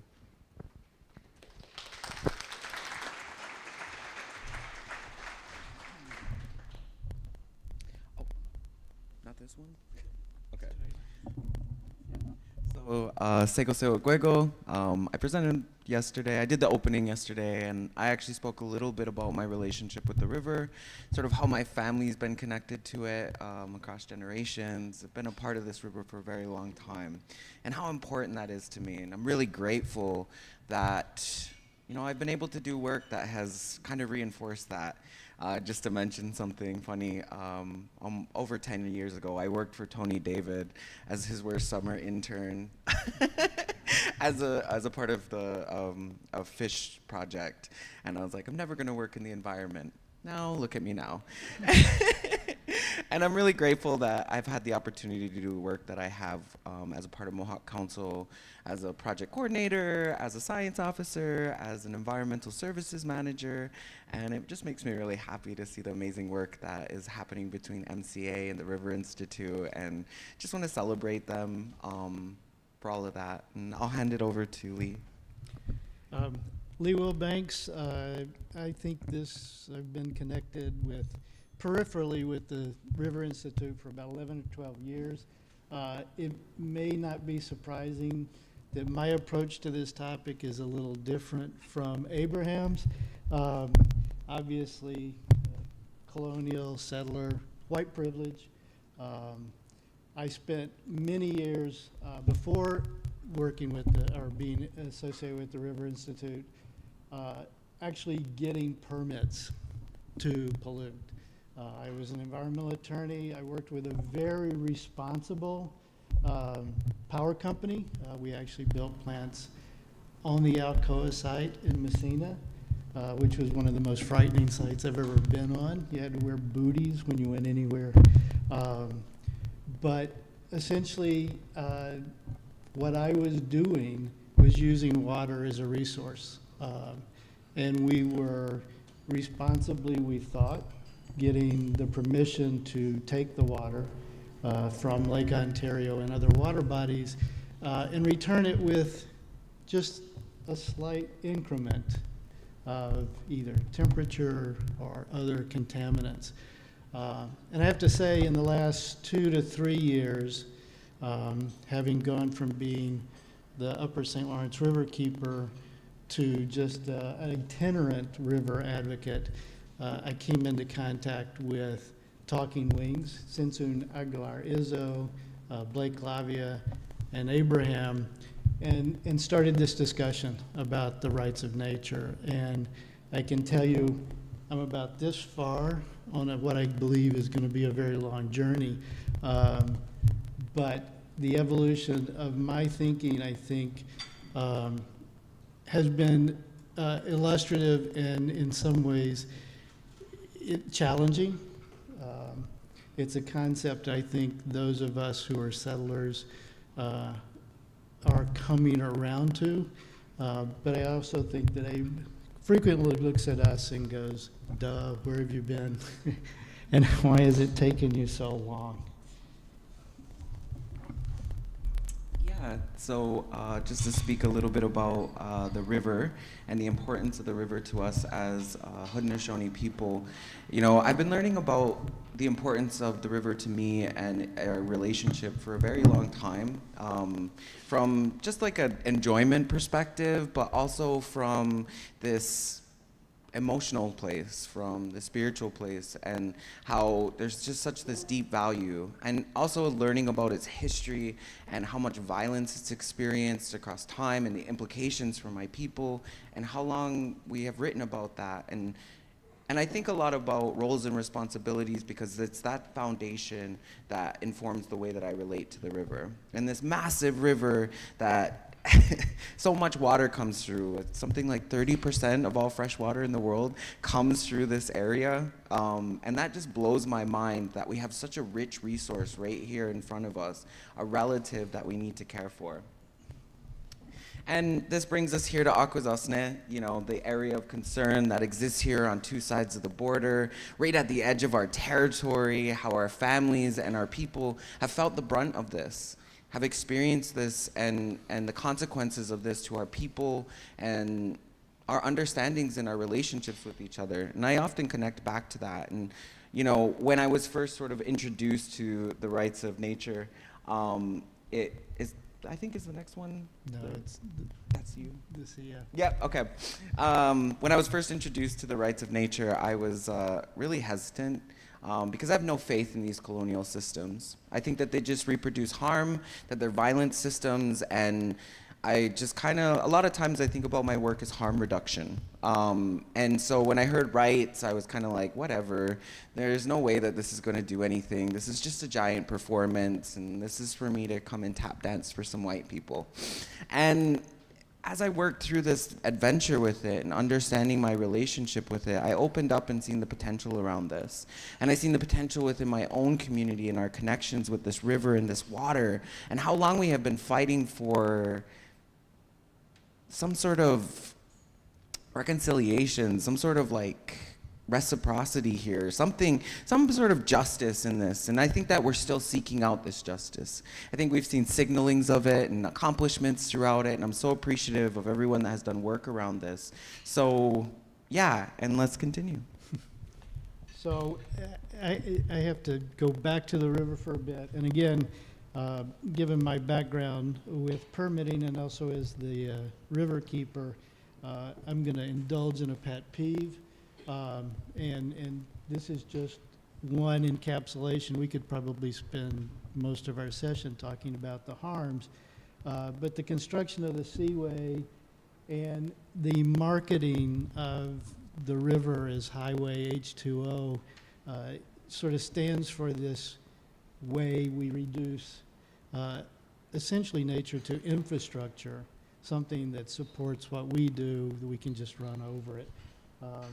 And just, I had to shout out to Matt, you know, we've seen what we've lost with the seaway, species diversity, salmon, eel, essentially on the way to being gone.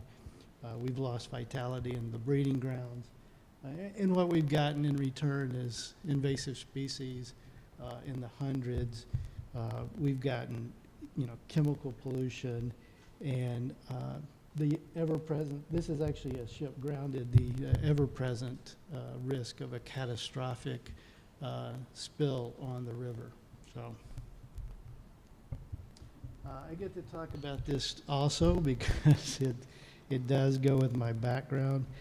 You know, we're living the failure of conventional Western legal theory.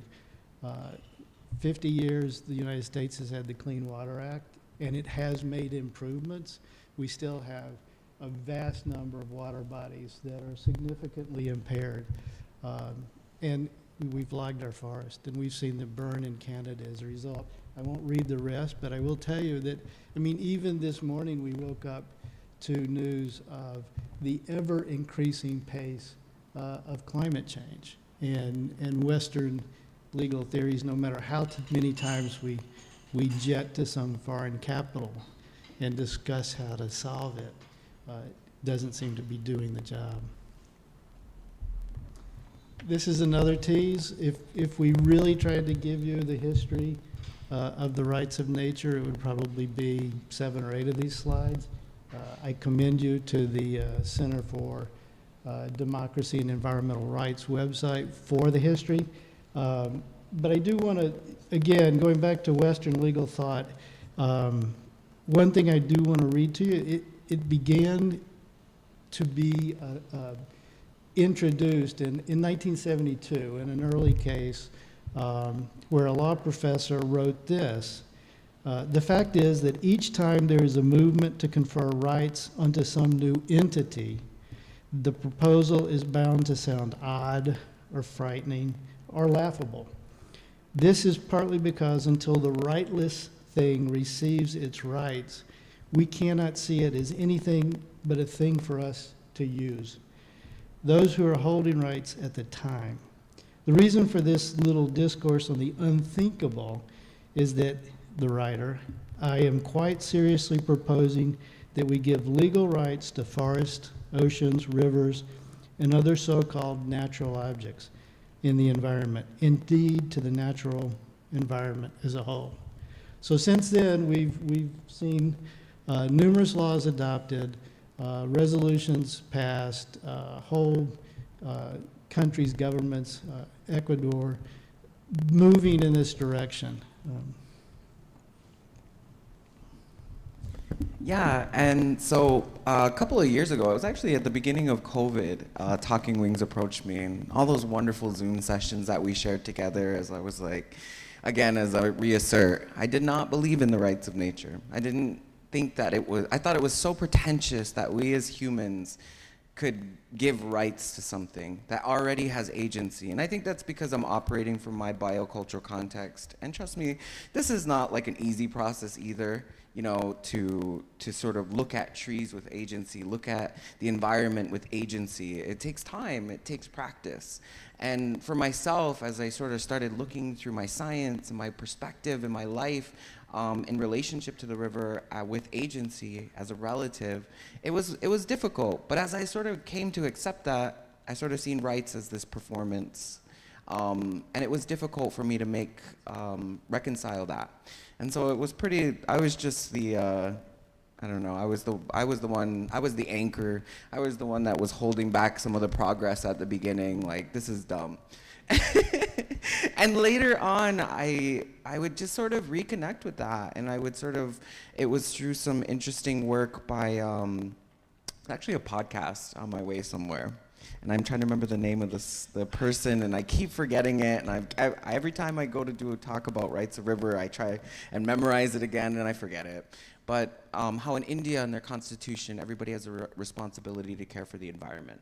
And that where a responsibility exists, a right exists. And I don't know, somehow that just that framing of that language really connected with me, because I exist in a culture that's all about roles and responsibilities, reciprocal roles and responsibilities, supporting this, ensuring this. And so through that way, I sort of, again, bringing in my harm reduction pieces to this, invited that in. And in our discussions, you know, we had all of these different ways that affirmed the rights of nature in these really broad ways. And for myself, I sort of boil these down into sort of three main pieces, which is very Haudenosaunee of me, right? Our three foundational principles of Skana, Gasan Staslan, Gatni Guhlio, but the right of the river to be seen, the right of the river to community. And for me, that really speaks to the importance of emphasizing that the river is, that we are in community and in relationship with the river. For me, that reinforces the fact that environmental restoration has to come with cultural restoration. Just because the river is now seen as safer, we have data and objective science to support this, doesn't mean people are just gonna all of a sudden go back. That there is a lot of work and healing that needs to occur within these communities before they can trust those things. And then also the second point is that the river has a right to be seen and heard. And for me, this really kind of firms up with my science background and even some other work that I'm doing, but the monitoring work that we need to be out there. That our science technology and our research and our YSIs and all of these wonderful tools we have to engage with the river and understand its movements is another way for the river to speak to us. And that my people have other ways of speaking with the river. And I'm sort of in that process of learning those as well and negotiating those back and forth and trying to think about creating space for that within this kind of work. And finally, the river has a right to be cared for. And for me, this kind of emerges from my people's history with the river and advocating and fighting for the river, that we have a responsibility to speak up when the river is being hurt. But also that the river and this caretaking has a right to be restored, which for me comes full circle, right? That we have this responsibility to heal the river, but also in that process we're healing ourselves. And there's this necessary dialogue to occur between those two. So I'm just going to leave. We've been told our time's up, so we have had one success. I'm just going to point out that it was a resolution that the town passed, basically saying they would think about it in the future. And in the year since, I don't think they've done anything. But I do think it's critical that we close with these thoughts. And I think there's been some discussion the past 2 days about this. This movement is really citizen-driven. It's really more democratic. It pushes decision-making at the community level. We need the scientists and the experts to come in, but we need to hear from the people who live there. When the EPA was selecting the least costly way to deal with the Grass River contamination, the mothers came and said, if you do this, it won't work. The fishermen, the people who were on the river said, if you cap this, it'll be scoured. And the first winter after they did it, it was scoured. So we need a system that acknowledges our connection with the water and the watershed. And we got to get Abe's quote in here when we were discussing this. He said to me, it's a statement that needing a response. And I think that's really where we are. And this is an evolving discussion, and I think we'll continue it. Yeah, just to kind of expand on that, I'm really interested in inviting this into Akwesasne and our tri-council resolutions, and as so much of this water flows through Akwesasne, I'm really intrigued by what that's going to mean. What does that mean for our people and our voice in this larger dialogue? Does it disrupt anything? Does it mean anything? At least at the very minimum, it requires a statement requiring a response. And so that's one of those ways of actualizing and embodying that sovereignty that we have as a people that rejects these colonial borders, that rejects these colonial concepts of personhood, and instead situates ourselves within who we are and where we come from. So thank you. Good job.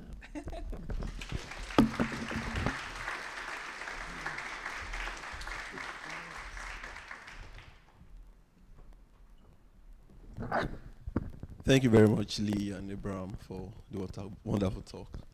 I'll be wearing 2 caps now, so I'm the last presenter. And I'll be speaking on rivers in the 21st century. I'm Adeyemi Olusola. I'm an assistant professor at the Faculty of Environmental and Urban Change, York University. Just a brief background into rivers, people, and culture. While I was on my PhD in Nigeria, as a fluvial geomorphologist, I encountered some very interesting things during my PhD. And I would get to some river channels. I was studying Edgewater catchments. I would get to some river channels, and I would want to measure, channel geometry and all that. And then my guide would tell me that, hey, we can't do anything here. And I'll be like, but this is a reach, it's perfect for my sediments and all that. And the guide will say no, that this channel has been marked, and then there's a material culture, just somewhere around the river channel, and he would say, because of this, I can't enter into the river channel, and then I had to discard that point and then move downstream to look for another channel to measure. And since then, I started thinking about the tensions, between culture, between people, and then between researchers. And then I came about this wonderful paper from New Zealand on personhood and river rights. And since then, it's been something I've been doing. And then I'm also trying to start a course in the next couple of years for second-year students in my faculty on rivers, people, and culture. And I'm also sampling opinion if it's something you would love to take while you were in school or in college, just to know if it's something that would fly. So that's what has been the turning point for me. I still do my hydrology, my fluvial geomorphology, but this, the intersectionalities between us, nature, cultural practices is something that I've been thinking with, and it's something that actually excites me. Just like the other speakers have said, rivers are essential natural systems. They connect us, they connect the people, they connect nature, and they connect cultures.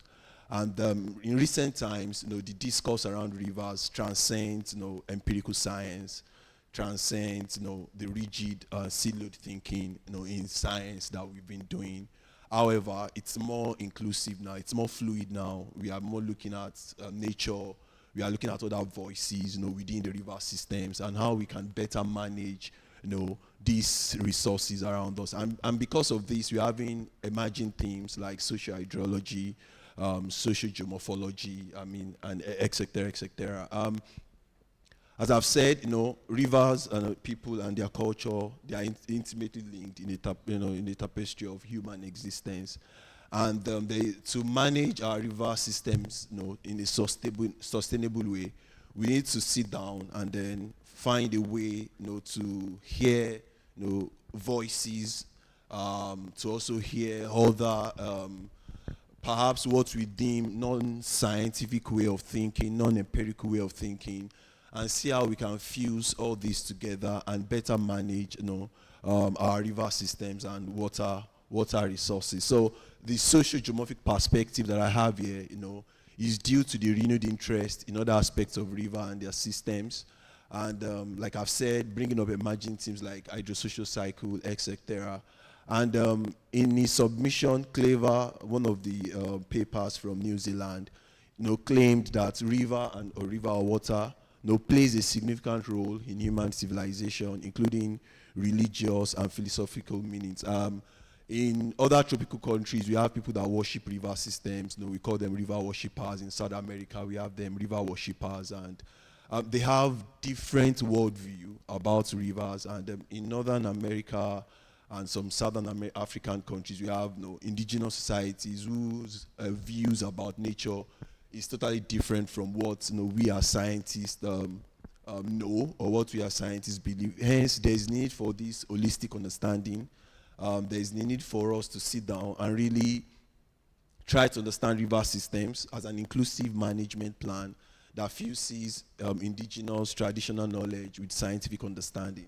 And here, we could see this framework, bridging people and water, and finding ways to make sure that we could settle all voices and then try to find sustainable ways to river management. There are tensions, as I've mentioned, from the researcher, tensions from the society, tensions from the community, and we need to calm every voice and try to find a way, the intersections, to make sure that we settle and then we manage these river systems effectively across the world.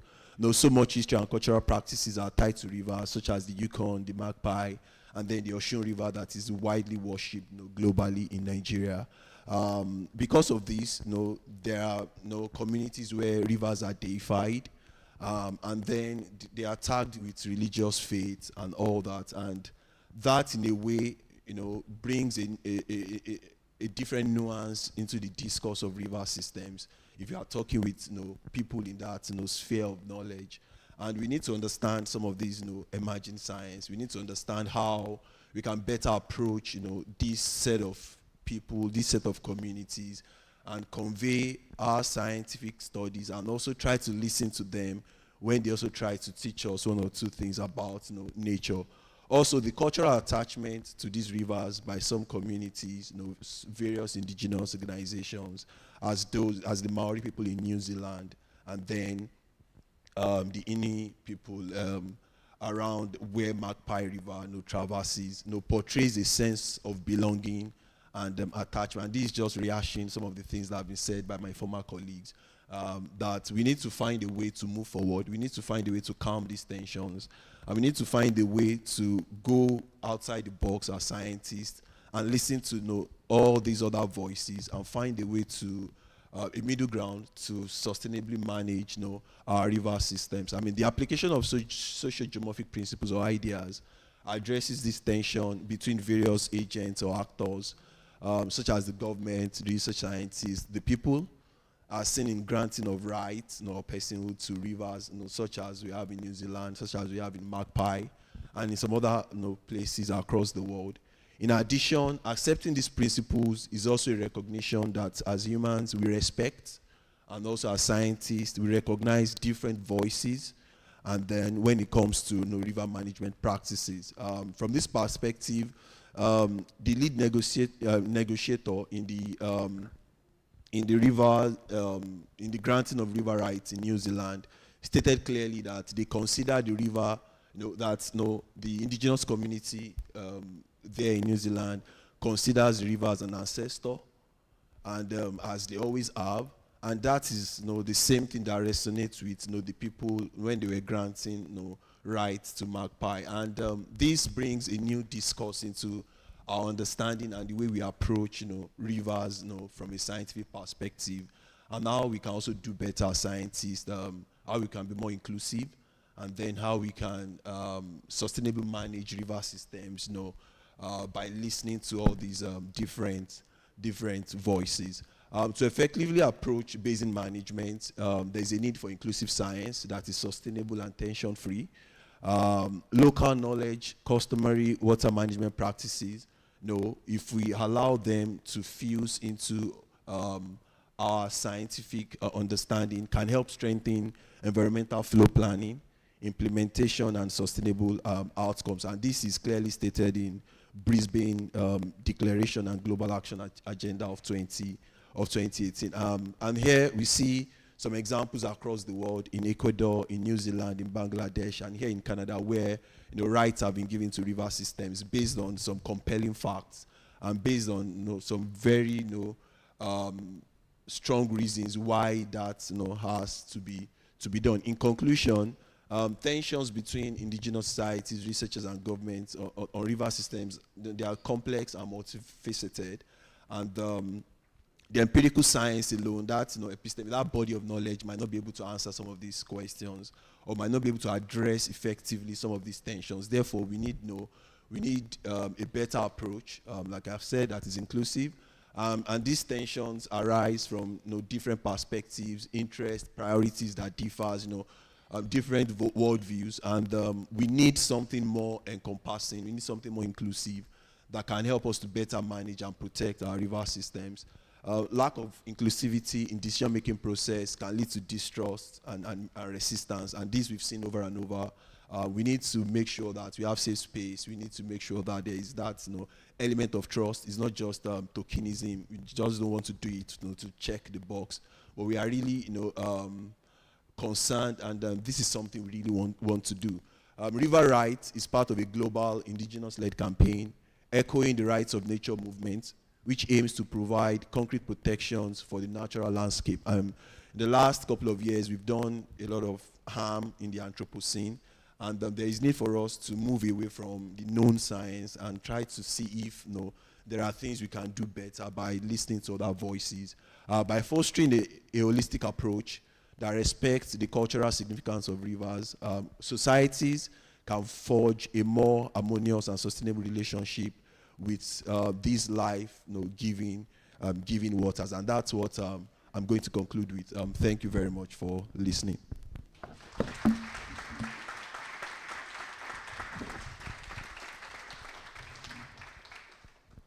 So it's now time for questions.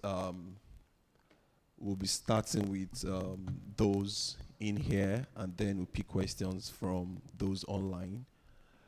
We have very few minutes, but we'll see how far we can go. So if you have questions for the presenters, just signify by a raise of hand, and then I'll bring the microphone to you. Okay, one. All right. Thank you. It wasn't actually a question. I think for Abraham, just to say, was it Vandana Shiva who did the podcast? Yeah, she's bomb. She's really worth looking up, even if it wasn't her. Thank you. Any other question? I just have a question from online. So, which one? One says, does the track and transport program exist on the Quebec side at the Beauharnois power station? So I guess that's for probably Courtney or Kayla.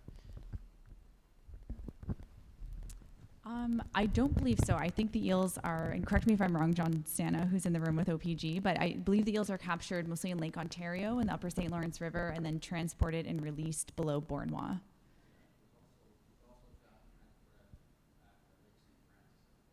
Okay. So eels are also collected in Lake St. Francis. So that would be below Moses Saunders. Okay.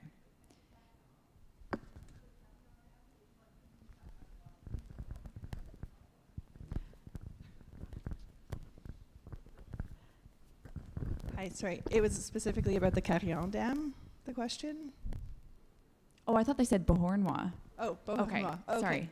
So at Beauharnois, they also take 400 eels from Beauharnois and put them in the Ottawa River. Just Okay, so as a those would fun be fact. moving them upstream? Yes, Okay. not downstream. Okay, any other question? All right, online. Yeah, we must have good audience online. So great project.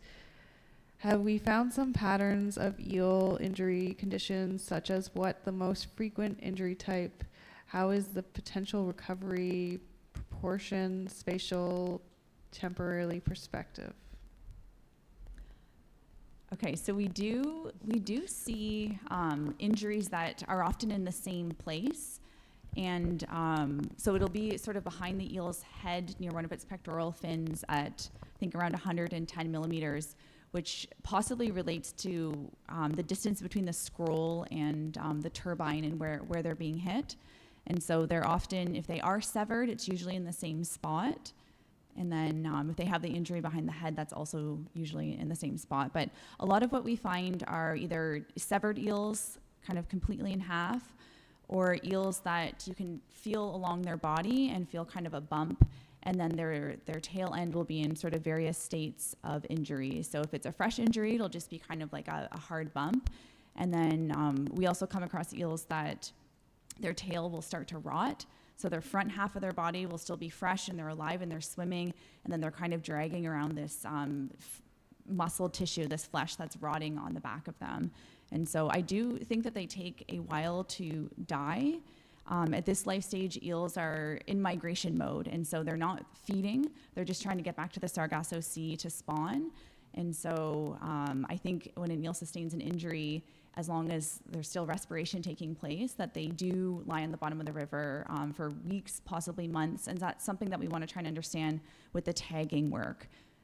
Because, yeah, these fish that we find that have tails that are quite decomposed, like it doesn't look like that fish was hit a week or two ago. It looks like it would have taken a while, especially in colder water temperatures, for the tail to get to that level of decomposition.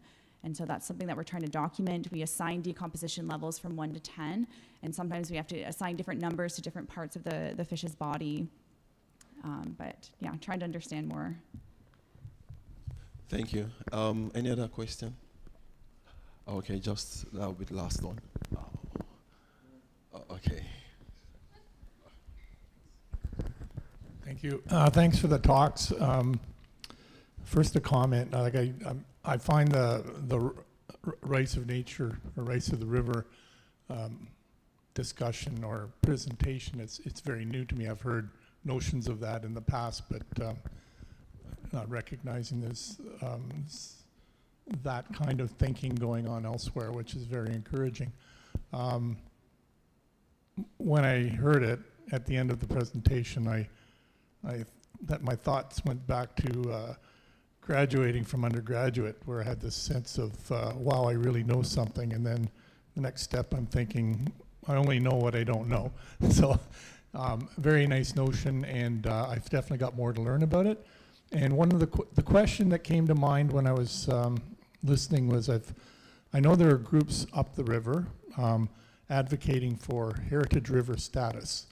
So I'm trying to get my head around the notion of rights of the river versus pursuing a designation of heritage. And is there a relationship between those two? Are they completely separate paradigms? And I'm just trying to think of the tangibilities of either one or.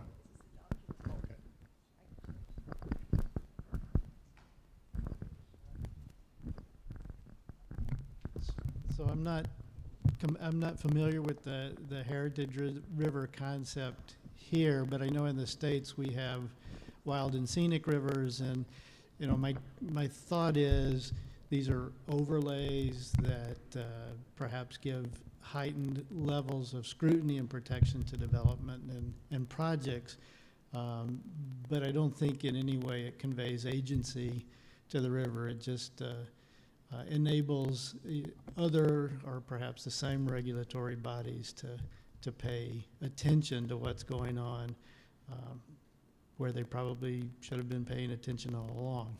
But I think, Abe can take you a lot further down what the distinction of the rights or the responsibilities would be. And I guess I'll just throw in this one concept that I think Abe's taught me about. So we're still working on the Western legal theory when we use the words RIGHTS about nature. And we're talking about passing laws, and we're talking about enforcing those laws in the Western legal tradition, which is where I think Abe wants to thunk me on the head frequently. But my counter-argument is that for most of the colonial settler community, the laws we have are teaching tools. And we're slow learners. It took the United States several years to live up to the words in the Declaration of Independence and the Constitution and confer rights, just to give other humans agency. So we're on a continuum, and you know, I think I'll continue to struggle to use our tools, the tools I know and we're trained in, to get closer to the concept that's probably where we should be all along, which is kinship and agency. So I probably didn't answer your question, but it gave me a chance to do a different plug. Thank you very much. Another round of thanks to these wonderful speakers. Let's give them a round of applause. Thank you very much. Okay, so that's the end of this first session. The next session will be starting by 11:10. But that's not the end of the discussion. We can walk up to them and continue the discussion informally. Thank you once again.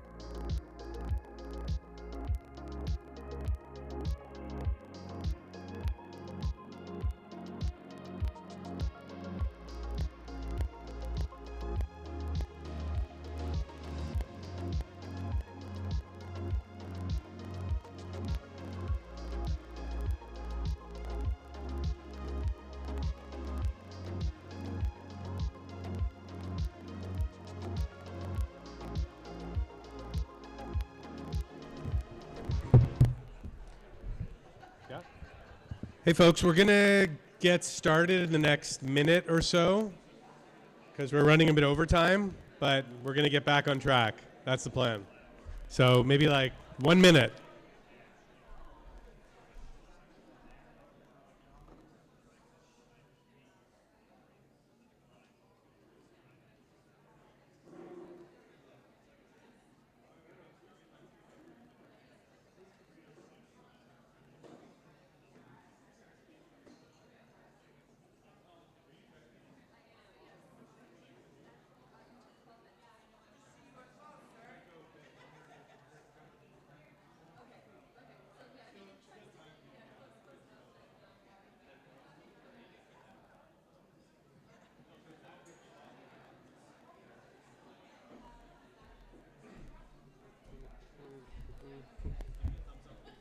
Okay.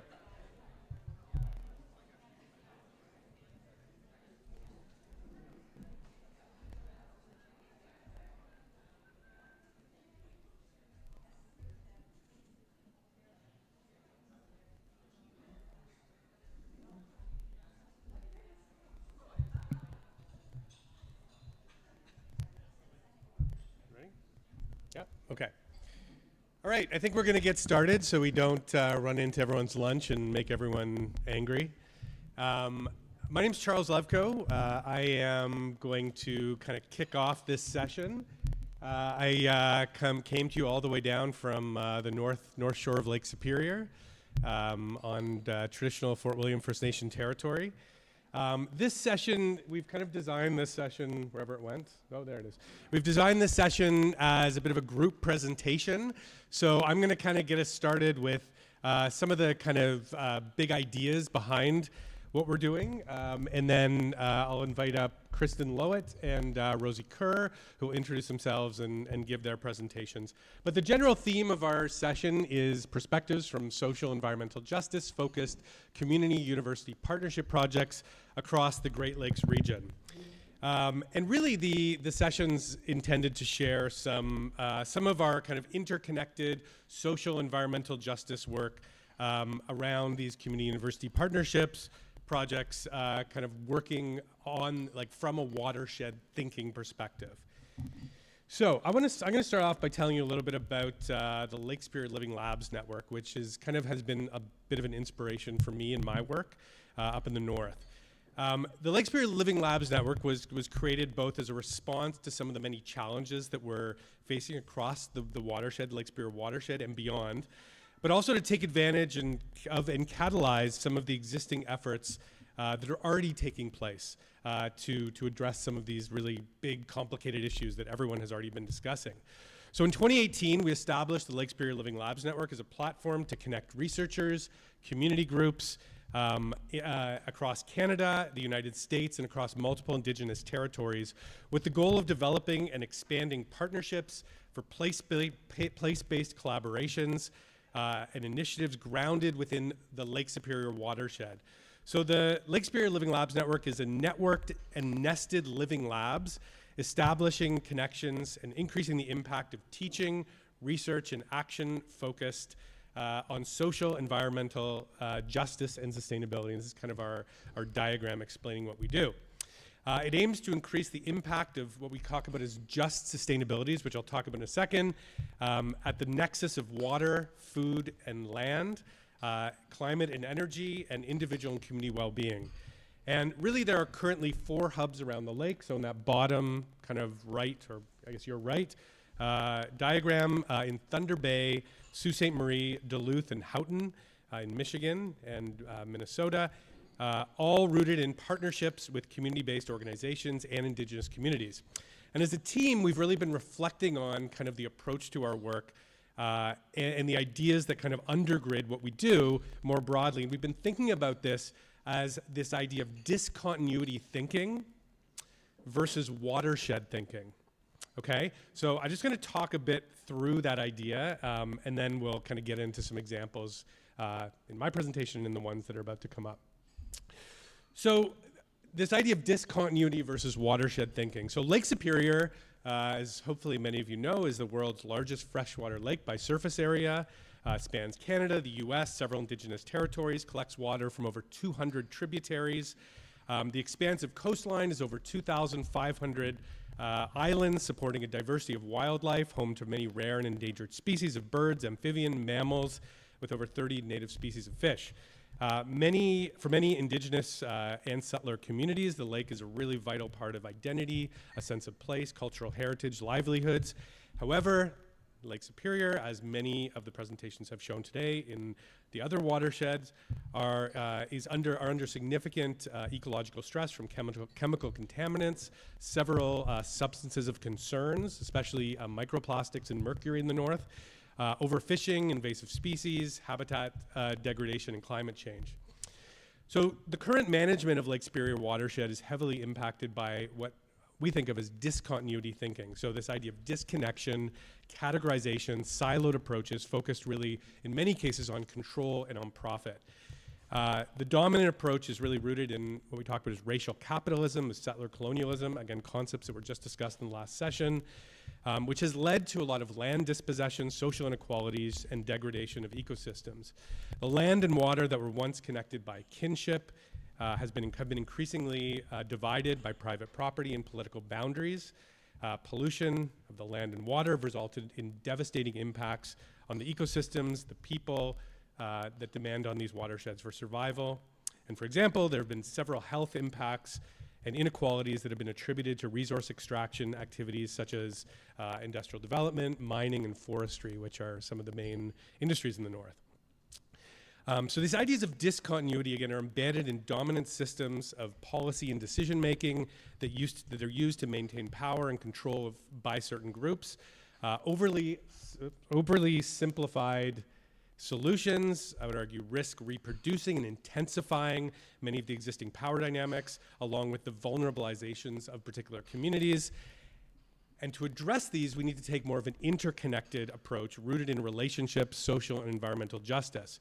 So again, the Lake Superior Living Labs Network was established to really focus on the potential of networked and nested living labs to establish connections and increase the impact of place-based activities focused on social and environmental justice and sustainability.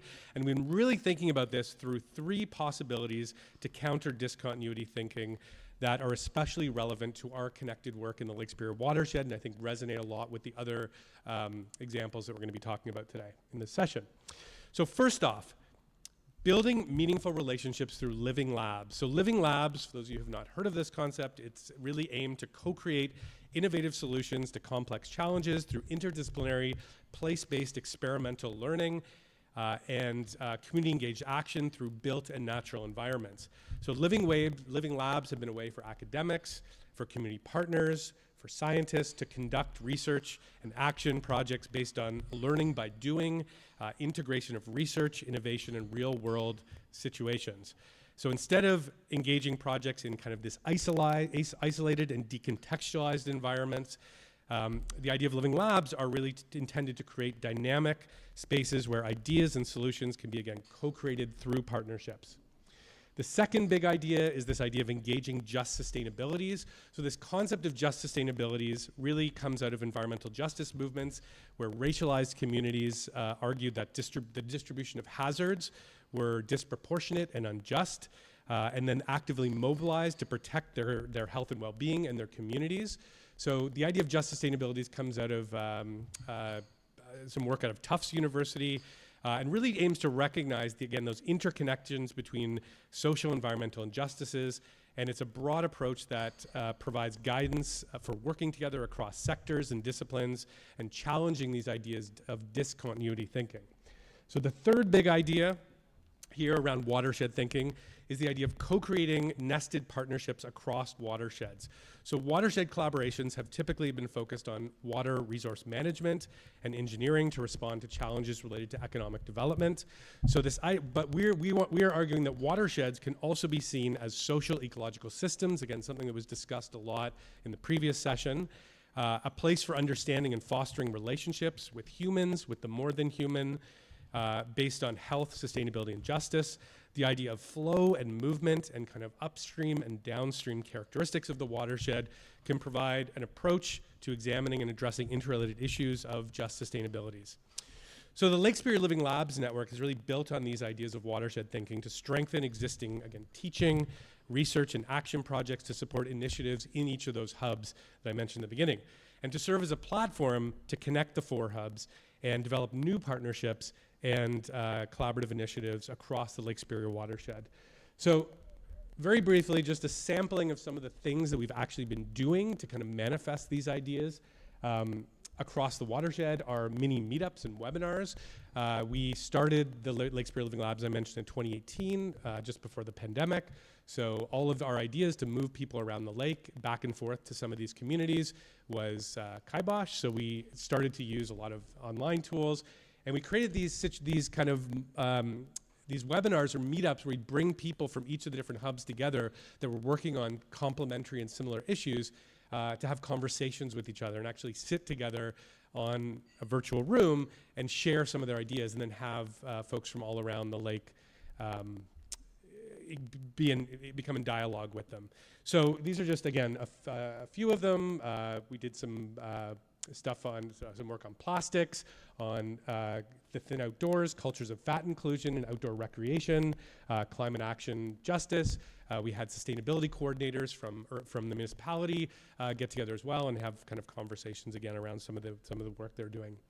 A number of action research projects that took place where we actually had students and scientists and faculty, community researchers kind of move around the lake and actually learn from the different communities and put some of those learnings into conversation with each other. So again, these are a few projects. The first one at the top is a Water is Life project, which was a student that Kristen, who's going to come up here next, supervised, and I was on her committee and did some amazing work talking to artists around the lake. She did some wonderful videos. I mean, I should say all of this is all of the stuff I'm talking about is available on the Lake Superior Living Labs Network website. We did some series of sustainability stories using digital stories and videos to talk with folks again around the lake, with First Nations communities, tribal authorities in the U.S., and different nonprofits as well to share some of what they're doing and have these digital stories which we could share across the lake. And the last example I'm just going to talk about really briefly before I turn it over is this Climate Action Field School, which we ran 2 years in a row with help from Environment Climate Change Canada. And we brought together youth or young people from across the Lake Superior watershed to learn about climate action, climate change, climate crisis, and to work on climate action kind of initiatives. So we had Indigenous knowledge keepers and elders who gave teachings throughout the time together. The students got their hands dirty, kind of in the ground, doing art projects with wonderful Anishinaabe artist who does inks, natural inks she creates with fire and with water and with plant life in the region. Also just having the students kind of engage with communities, get into the lake. We actually took a Voyager canoe out into the lake to one of the area concerns in Terrace Bay, where there's a mill dumping affluents directly into the water. So we got to actually go there and see what that looked like and smell the water. And also they engaged in action projects where they wrote letters to their MPs, their members of parliament as well. So anyways, lots more to say about that. We have videos on the website. I highly encourage everyone to look at. There's a wonderful video with Black and Indigenous youth from across the lake talking about environmental justice and their relationships to the lake, which is a really beautiful event. So again, point of all this was, again, thinking about these ideas of how we can move past this idea of discontinuity thinking, separation, isolation, into watershed thinking, or we're also talking about as confluence thinking, kind of bring together ideas and actions to create viable solutions to some of the many challenges we're facing. So I'm going to invite Kristen up, who's going to talk about another one of our projects we've been working on that follows from this.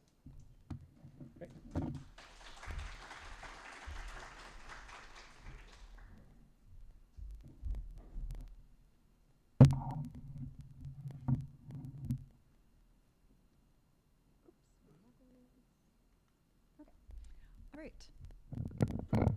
Thank you, Charles. So I'm Kristen Lowitt, and I'm going to speak a little bit about this Indigenous settler film project.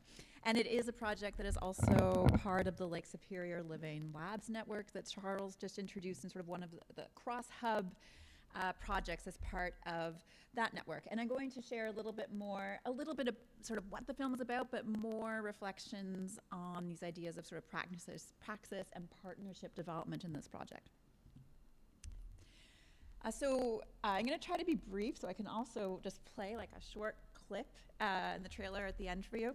So the broad aim of this project was to document the fishing knowledge and stories that are really central to strengthening Batchewana First Nations traditional fisheries and their governance. So it emerged out of a process of relationship building over a number of years among myself, my colleague Charles Levkoe, both settler academics, and the chief of the community, Dean Sayers, and really in response to the community's interest to collect and share their experiences surrounding the ecological, social, and political relations of fishing.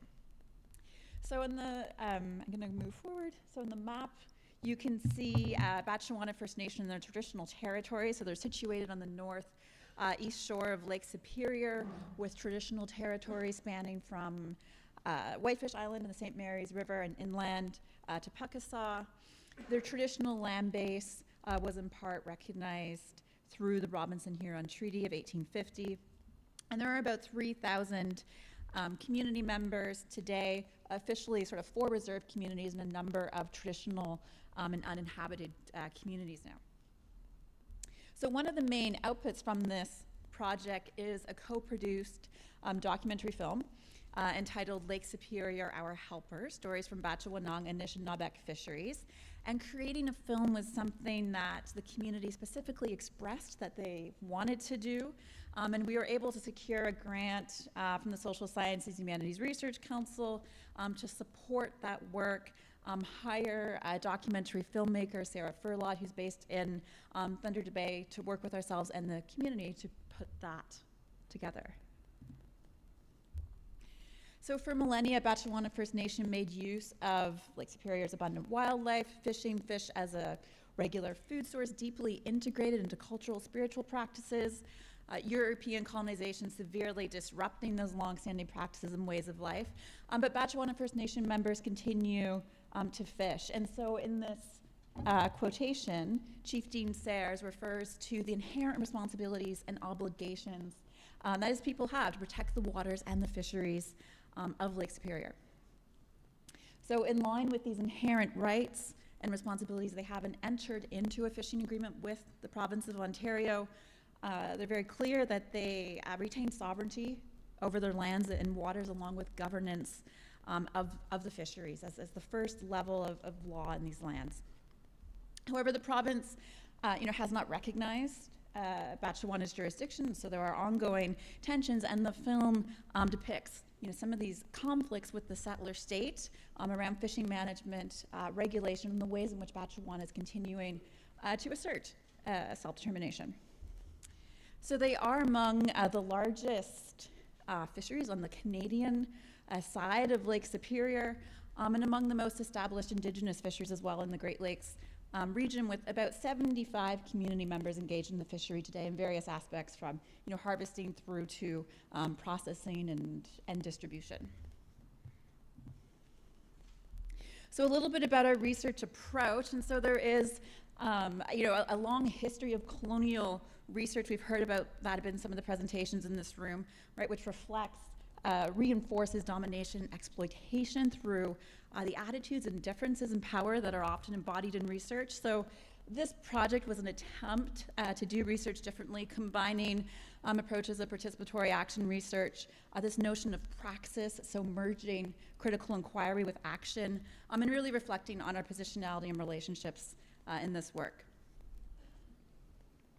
So we did the actual filming for the project in June 2019, completed 11 in-depth interviews with fish harvesters, youth, elders, knowledge keepers in the community, using First Nations OCAP principles, ownership, control, access, possession, ethical principles to guide that work. I should say, the community has copyrighted the film. We have a distributor now for the film as well, and the royalties are being retained by Batchewana. So one of the activities we engaged in as a research team to also reflect and understand our own processes of relationship building and partnership development was a collective autoethnography in which we interviewed one another to share our experiences in the project, and then brought those narratives together and interpret them collectively. So just very briefly, there were sort of three key themes I'm going to highlight that sort of emerged from this collective autoethnography for an engaged research praxis and supportive partnerships. So the first was accounting to relationships. So building and maintaining relationships, as among the most kind of valuable and rewarding aspects of working together. And significantly, especially from the perspective that Chief Dean Sayers expressed, this was not only about building relationships, with one another and each other, which was central, but also with the land and with spirit, attending to relationships across generations, and the ways in which these relationships are embedded in multi-generational understandings that transcend sort of the current project we're doing, right, to connect the ancestors and the spirit and the community that was really central to the community in this film. There were also, tensions to developing relationships, right, institutional norms in academia that do not fully acknowledge or always attend to the investment of time and energy and the value of relationships, pandemic challenges, time, competing demands. So I think being patient with one another was also something that I think really came out of this and that Chief Sayers emphasized. Reflecting on identities and positionality, so navigating our different identities in this work is an important theme in our collective narratives. For myself, I think a lot of this was also a process of unlearning my settler sort of colonial education that has made so many of the stories, the places, the histories in this film invisible. And then this idea of listening and being heard, and I think being heard also came up in the last presentation, thinking about, rights of nature. And so across our collective narrative, this really emerged as another important theme operating at different levels. So listening and being heard among, within the research team, with the community, and I think also with the prospective audiences that are now starting to view this film. And so this was expressed by Chief Sayers in the project in relation to the film, sharing Batchewana First Nation stories with a wider audience. And he noted that the more opportunities we have to share an Indigenous worldview and Batchewana's unique story, the better. So to wrap up this, we do have a website for the film. It's batchewanungfish.ca, so you can, sorry, I keep forgetting to clip through the slides here because I have them on my laptop. Okay, so that's the website for the film, so batchewanungfish.ca, which you're welcome to visit. There's a whole sort of host of resources about the film, the people that are featured in it, biographies, resources, and writing about the community. There's also information there on how you can access the film. And I think just to leave you with kind of a little bit of a sense of what it's about, we'll play the trailer for it. And if you do want to screen it, we do have a distributor called Collective Eye, which you can kind of learn about that through our website. And there's sort of a sliding scale. So if you are an Indigenous or tribal group, it's free to show the film. In your community, there's like a nominal fee for community groups. So yeah, please visit the website, and we're happy to chat more afterwards. Here's the trailer.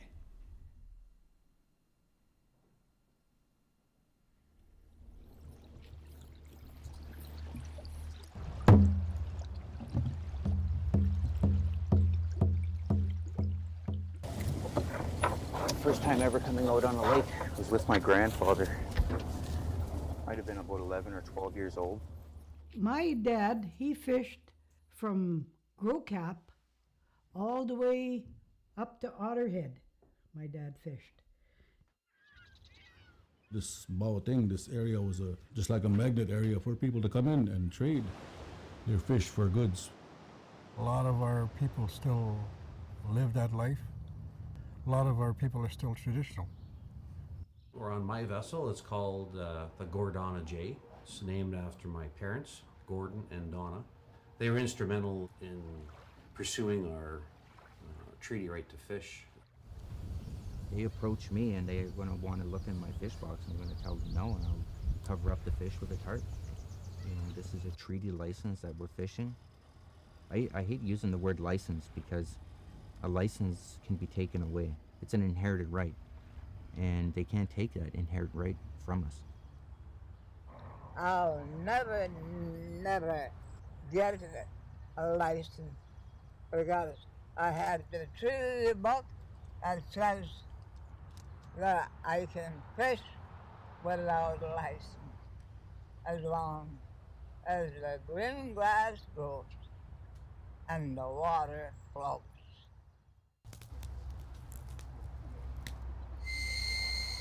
There are movements on the part of Canada right now that will reduce our nation-to-nation relationship.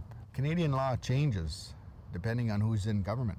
Our law don't change, it's always the same. Natural law doesn't change, whether it's a conservative government or a liberal government. What's law today may not be law tomorrow, and if we put ourselves under that constitution, we're jeopardizing our inherited obligations and inherent rights. I said, according to the Indian Act, I'm supposed to exercise my right where my ancestry began, and it begins here at Agua Bay. You want to charge me with fishing Agua Bay?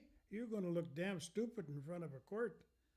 Here, charging Mr. Agua fishing in Agua Bay where his ancestry began. It's a right. It's not a privilege. It's our right, and it's something that we take very serious. And with the right comes responsibility. Instead of working together, they're hoping that they can say, well, look, those Indians couldn't do it, so we got to go and look after it.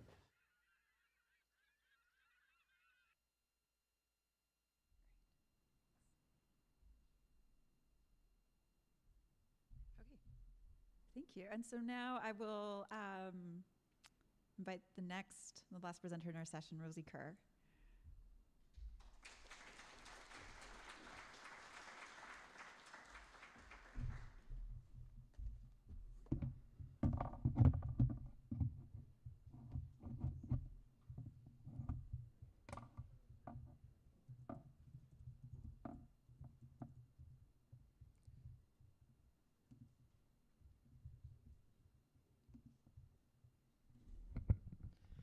Thanks, everyone.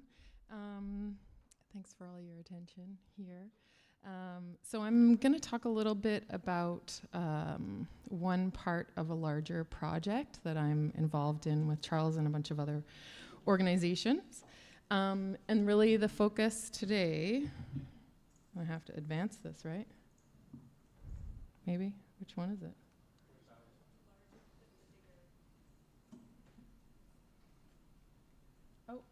Now I go back.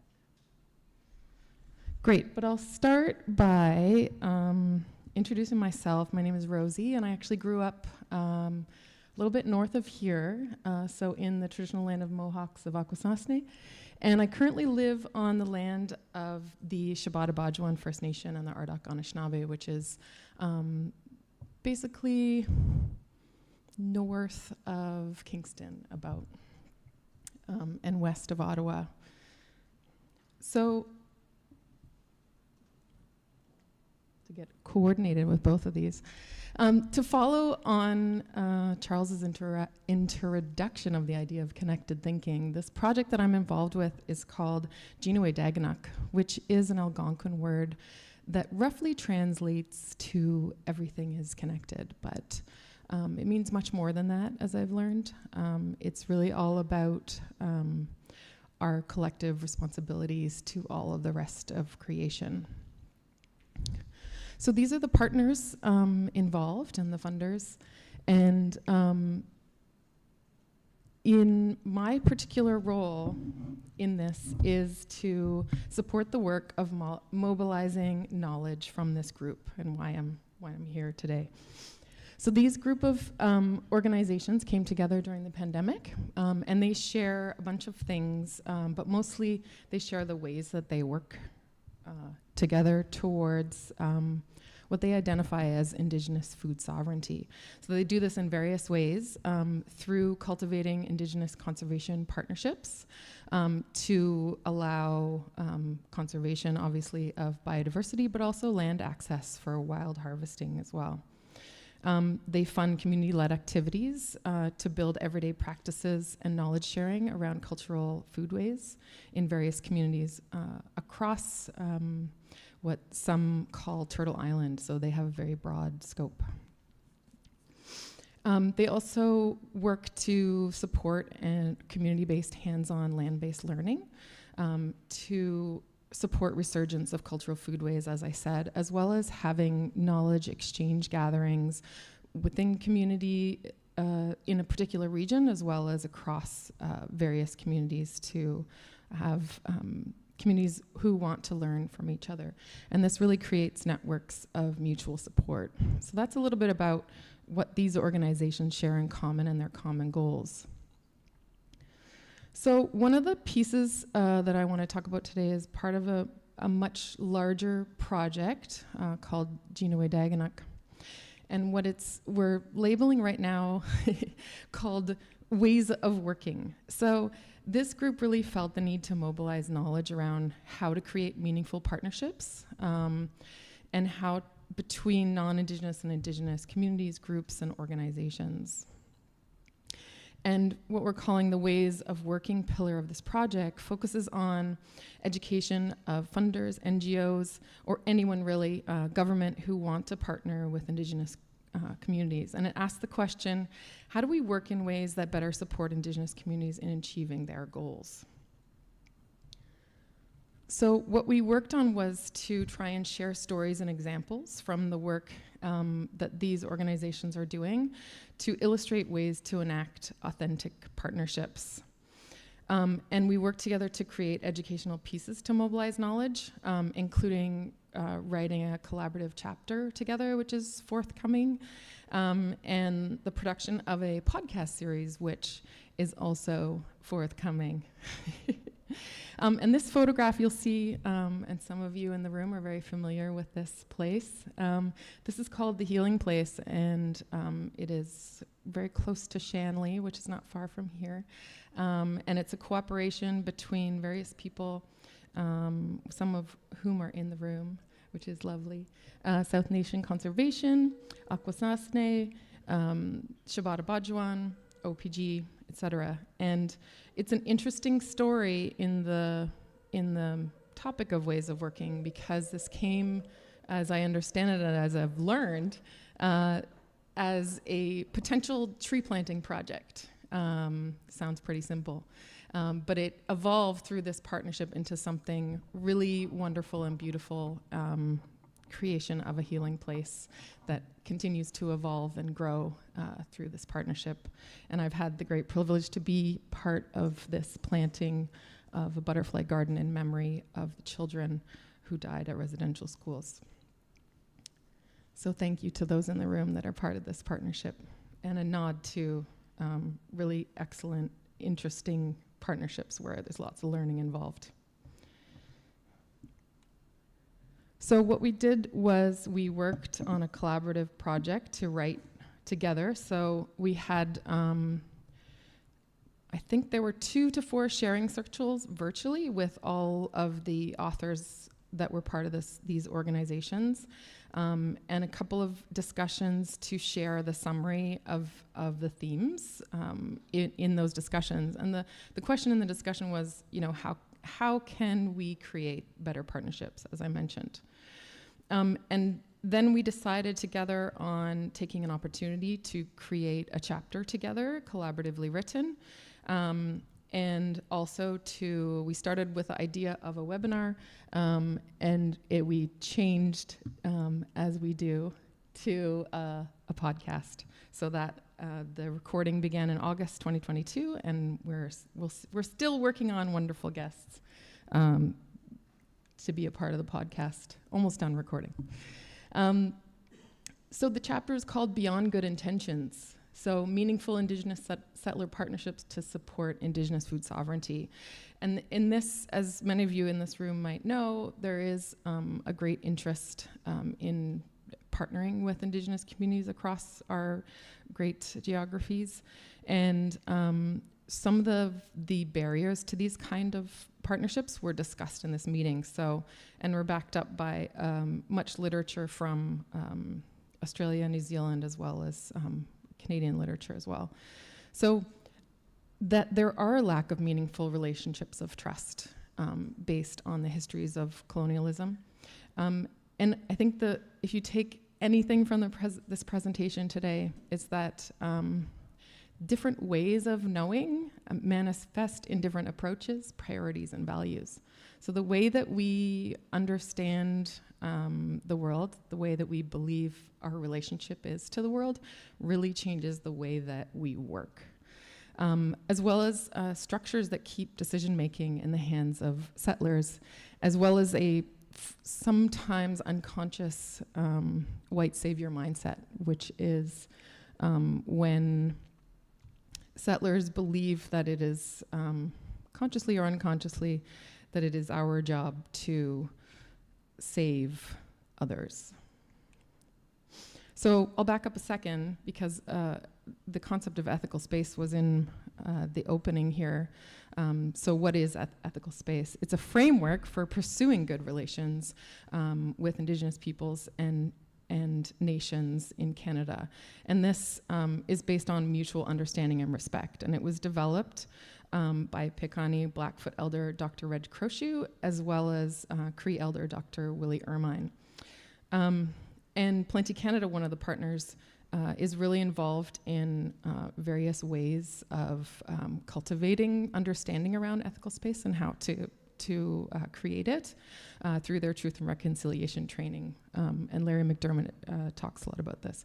So one thing I want to show in this diagram that I think is important to point out is that there's a space in there in between. So this is not about the overlap between these knowledge systems and different ways of working. It's actually about stepping out into a shared space in the middle where everyone is equal in a circle. So one particular episode of the podcast, which I'll highlight, we begin episode 1 with ethical space, and Tabitha Martins from UBC, who focuses on Indigenous food sovereignty, is our host, and she hosts a conversation between Pamela Perot of the Firelight Group and Larry McDermott of Plenty Canada on what is ethical space and how to create it. So Pamela has a lot of many years experience really setting up and helping to cultivate ethical space with First Nations communities and government as well as industry. So she has a lot to say. We had to actually turn this into 2 episodes instead of 1 because there was so much to say. So a couple of themes in my last 2 minutes here. One is respecting diverse knowledge systems and cultural protocols. So as I said, recognizing worldviews may be different than your own. That's step 1. And this may manifest in different ways of working. And as I said, all parties are equal in the circle. And one thing that we talked about a little bit was settler hesitancy. So a story about this is that's in the chapter is one of the people in this organization received a phone call from one of the people that they knew when they started to use more Anishinaabe names and in their sort of programs and naming various things within their work. And this friend was very concerned that this naming of projects might reduce the chances that this organization would get funded. And while that person may have had good intentions in wanting to have, that organization be better funded, I think that this is a demonstration of how sort of settler hesitancy around pronouncing new words, learning new things, can really unconsciously deny the importance of Indigenous cultural resurgence and may stand in the way of its enactment, in fact. So shifting the actual ways that we're working. So thinking about things like on whose terms are decisions and agreements being made. Larry McDermott often talks about how an MOU needs to be actually come together in agreement and ceremony so that a smudge and a gavel would be treated as equal. And then other questions such as who is part of the decision making and at what stage. And imposing external processes and terms wrongly assumes that Indigenous communities do not have their own, which ignores Indigenous government models. And thinking about things like in your projects, who measures success and how. So the last thing I'll talk about is practicing relationships of trust, integrity, and reciprocity. Really, through these conversations, what came out was integrity is a commitment to mental, physical, emotional, and spiritual ways of knowing, and that trust is earned. So one of the big pieces of engaging is learning and respecting cultural protocols. So for example, for many Anishinaabe peoples, ceremony, feasting, gifting, and offering sema, or tobacco, are very important in engaging in relationships and partnerships. And in this work, really recognizing, as some have brought up today, historical trauma and mistrust and the need for healing. So questions around reciprocity in processes, agreements, and projects together. So which way does gratitude flow in the partner relationship? Who's considered to be helping whom? Who's considered to have expertise? And who's expected to change? So I'll leave you with this quote from Julie Price from the Northern Manitoba Food Community Culture and Collaborative, what's part of this project. And she speaks about her work with funders in her collaborative, and really learning how two-way relationships mean that everyone will learn and change, and everyone has gifts to give. Thank you.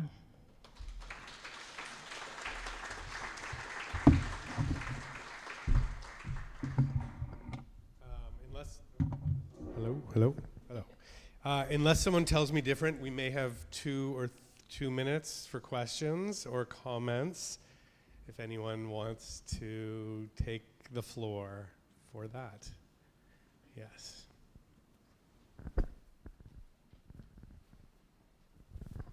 Hi, Rosie. Where can we find the podcast? Good question. The podcast is not completed yet. Okay, in the mic. Oh yeah, online. Right. The podcast is not quite completed. Working on that. One of the things I'm learning is time. Time is very different, and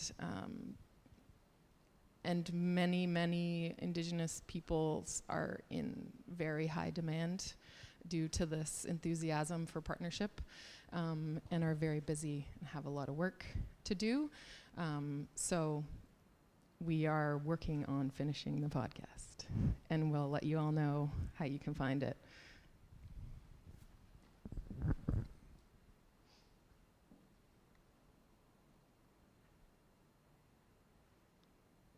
Well, I think we're at time, unless someone wants to jump up.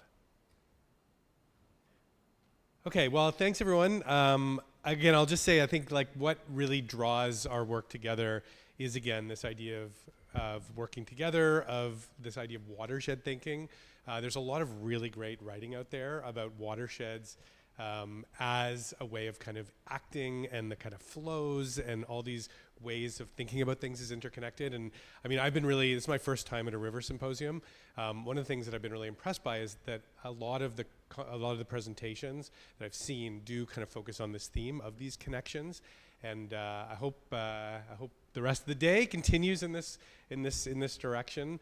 I think it's really important to start thinking about the work we're doing as not just separate and isolated, but as connected and coming together.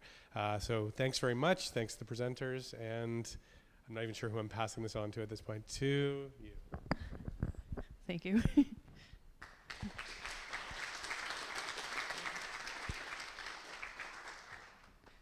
Okay, so I'd just like to ask Jeff and Emily to join. We're just going to do a quick announcement before lunch.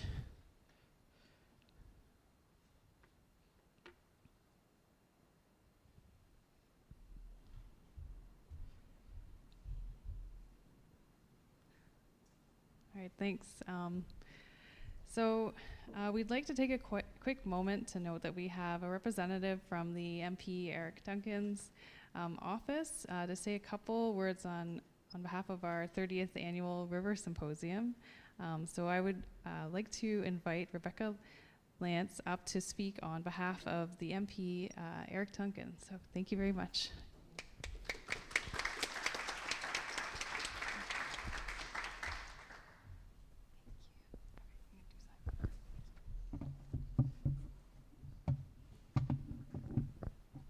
Good morning. My name is Rebecca Lance. I'm here on behalf of my boss, Member of Parliament, Eric Duncan. Eric really would have loved to have been here today to celebrate this remarkable anniversary with you. However, since the House is currently in session this week, he is required to be in Ottawa. So he asked me to come here to share some of his remarks. He has put together a letter to commemorate this occasion, so I'm just going to read that for you guys today. As a proud member of Parliament for Stormont, Dundas, and South Glengarry, I extend my heartfelt congratulations to the St. Lawrence River Institute on reaching the significant milestone of the River Symposium's 30th anniversary. This achievement is a testament to your long-standing commitment to the preservation and sustainable management of our precious St. Lawrence River ecosystem. Over the past 3 decades, your dedication to research, education, and collaboration has played a pivotal role in advancing our understanding of the river's complex dynamics and the challenges it faces. The annual River Symposium has been a beacon of knowledge sharing and a platform for fostering meaningful partnerships among scientists, policymakers, and community members. As we reflect on the remarkable progress you've made, it is clear that the impact of your work extends far beyond the banks of the St. Lawrence River.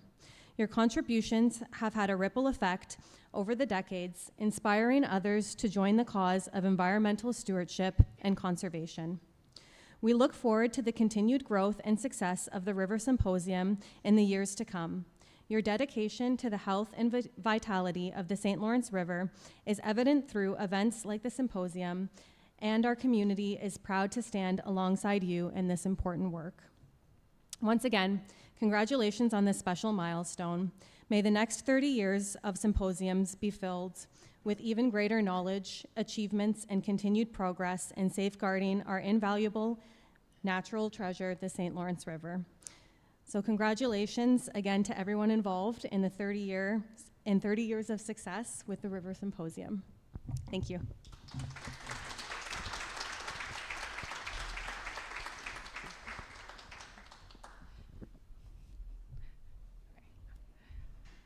All right, so thank you so much for that. That's really great. Thanks for coming. So I think what we're going to do now is take a quick break for lunch. So we're going to be coming back at 1, I believe, for Jeff's the final talk of the day, and then at 2 we're going to have a meeting in a river in the same room for the river strategy. So we're going to stop talks and have another meeting then, and we're also going to have another concurrent event in the room over there, which is downstream. So that's a networking event for young professionals and students wanting to get into the water field. So that's really exciting. So yeah, and just a reminder, there's lots of booths, and Kathleen's stitching is also, I think, at the back right now. So please feel free to join in there. And yeah, we'll see you back here at 1. All right, thank you.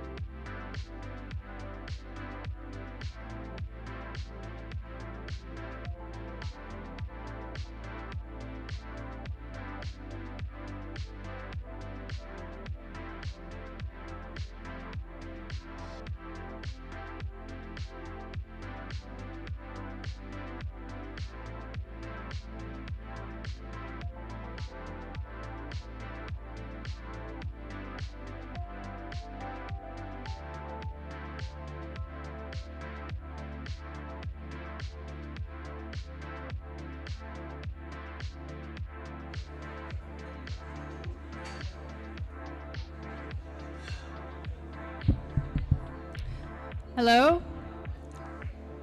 Hello, everyone. I'm just doing a quick announcement. Our downstream event is starting next door, so it's in the room to the left. If you are interested in joining that, please head over there.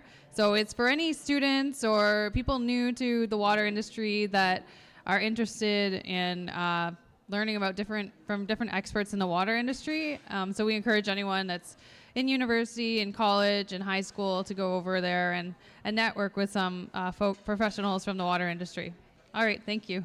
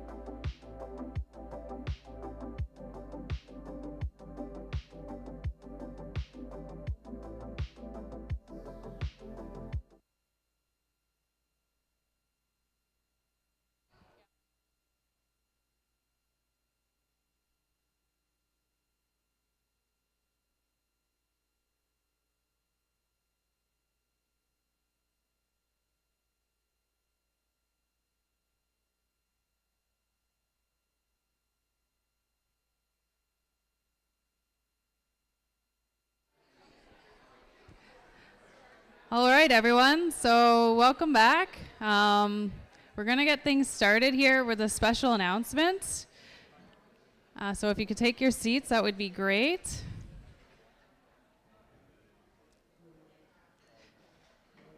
Okay, so I am going to introduce Chantal Martel onto the stage, as well as Jeff and Matt from the River Institute and some RBC folks for a special announcement. So I will hand things over if you don't mind walking up on stage.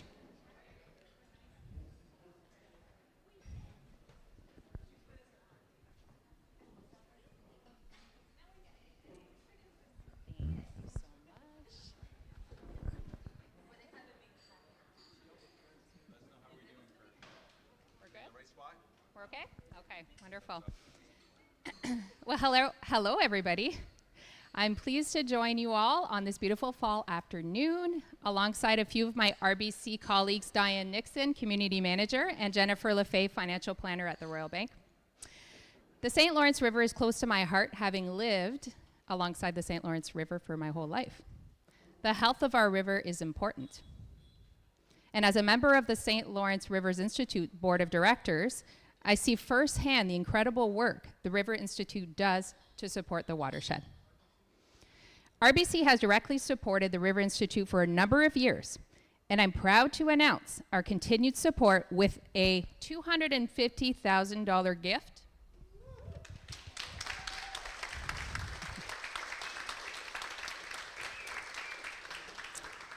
towards technology innovations to support sustainable agricultural practices in the Upper St. Lawrence River watershed. This project will leverage the River Institute's unique capacity to bring together cutting-edge environmental research, high-tech quality services, and community-engaged outreach and knowledge mobilization. Thank you again for all of the work that you do to support our watershed.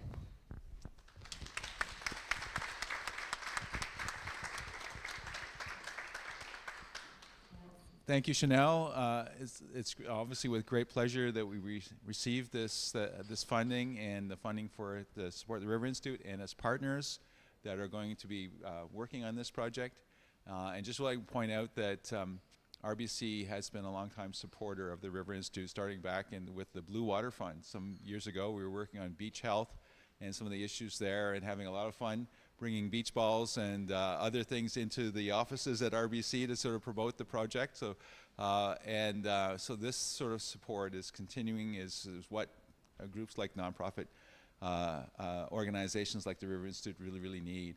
I'm going to pass it to Matt, who's going to just provide a little bit of background on kind of the work that's going to get done with this funding.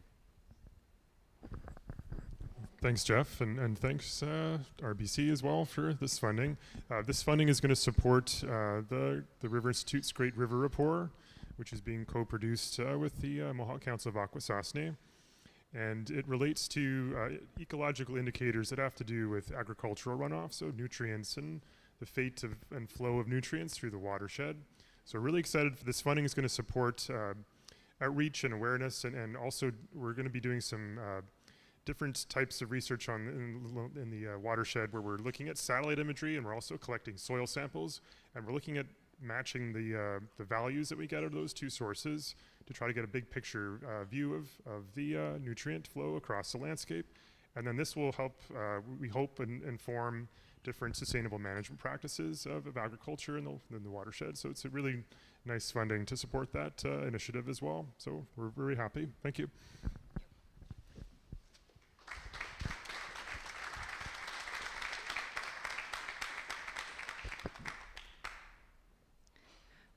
Okay, great. So I think we're gonna take a quick break right now. So about 10 minutes, and then so we're a bit off schedule, and then we'll start with the final talk of the day. So yeah.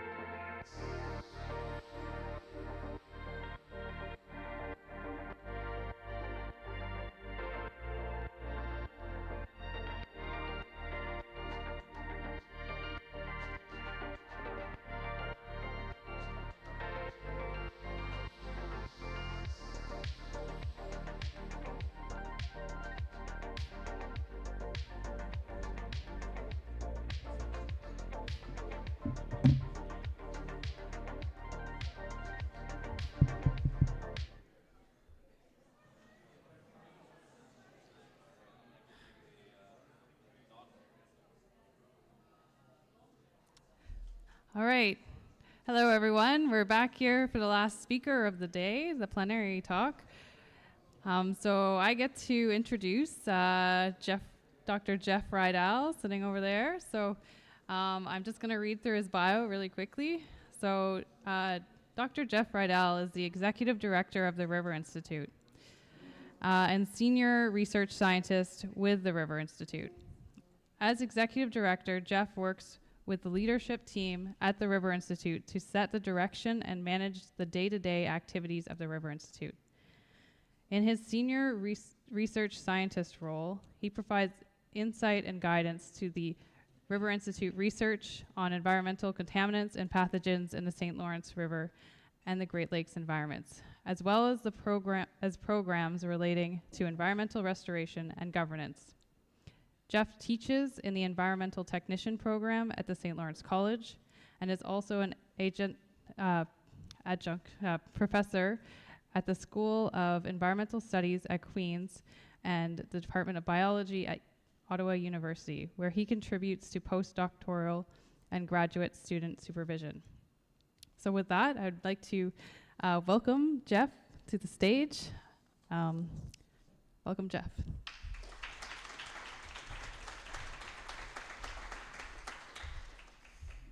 Thanks, Georgia, and just again, thanks, Georgia and Emily and the team for organizing this symposium. It sort of does draw me back, 30 years of, and I think of the time when we started some 30 years ago, not exactly 30 for me, probably 28, and planning and all the energy that goes into these live events and to make sure that we have a good program for everyone. So I'm here to talk and give you a little bit of some perspectives on the 30 years of symposia and 30 years, I guess it's 29 actually, because as Christina pointed out last year, the symposiums and the conference series started before the River Institute was officially started, but so it's 29 years for the Institute, 30 years for the symposium. So just to get started, because you also all need some exercise, if you've attended 2 conferences, please stand up. 2 River Institute conferences, please stand. And can we get people online with their thumbs up, or somehow we can get them? Okay. Okay, 5 conferences. If you haven't attended 5, so 5 conferences. We have a few people standing still. Okay. How about 10 conferences? Have we got, who's attended 10? I see Elaine's working her way forward. Yeah, I think this is 2013, right? Okay, we get some thumbs up on electronic. I know, Sandra, you're out there. You got your thumb up, I'm sure. Okay, 20 conferences. Who's attended 20? Elaine. We got some people online. We have some people. I know Christina Collard has got her thumb up. I'd be standing up still. 25 conferences. 25 going back to 1998. Elaine. Okay, 30, who's attended all 30 conferences? Elaine, you still up? Oh, I would have to sit down. And how about online? Who do we have online? Who's attended all 30? People, come on, put your name in the chats. Christina, and I'm sure Sandra was supposed to be Sandra Lawn, and So it's a remarkable, and to have that history and is really sort of special. Do I have a clicker, or what do I do? That's the clicker, and just the big arrow, and I pointed at you guys? At the screen? Okay. Hey, it works. Because I saw everyone yesterday, they seemed to have a lot of problems.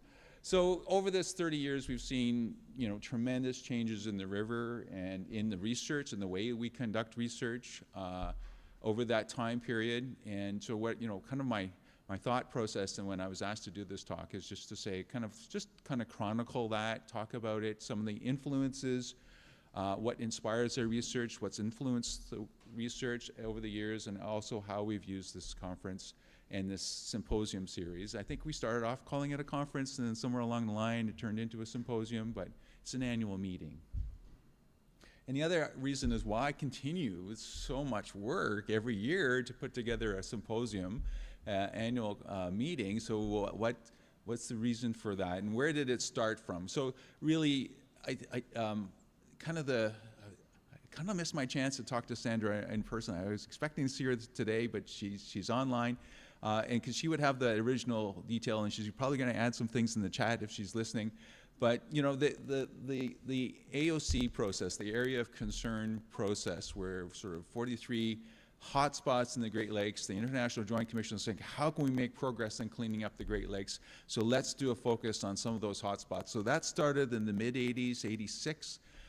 The government's teams were starting to work, and there was engagement with the local different community members. It was called a technical team, and I was talking to Elaine, and she says she remembers sitting around the table, and it was like, we have no information, we have no data. So this is where I started to realize, especially there's so many Great Lakes AOCs, but this was the river AOC, and how do we do river research? And it was really the initiation not only for this symposium series, but for the River Institute itself. And so there was a need to start to pull data together and develop knowledge. But as Henry Lickers would say, knowledge is only powerful when shared. And so the idea that we should be having an annual meeting to share this knowledge was important, and as we sort of started to take fruit. And how do we sort of create sort of that way of sharing knowledge?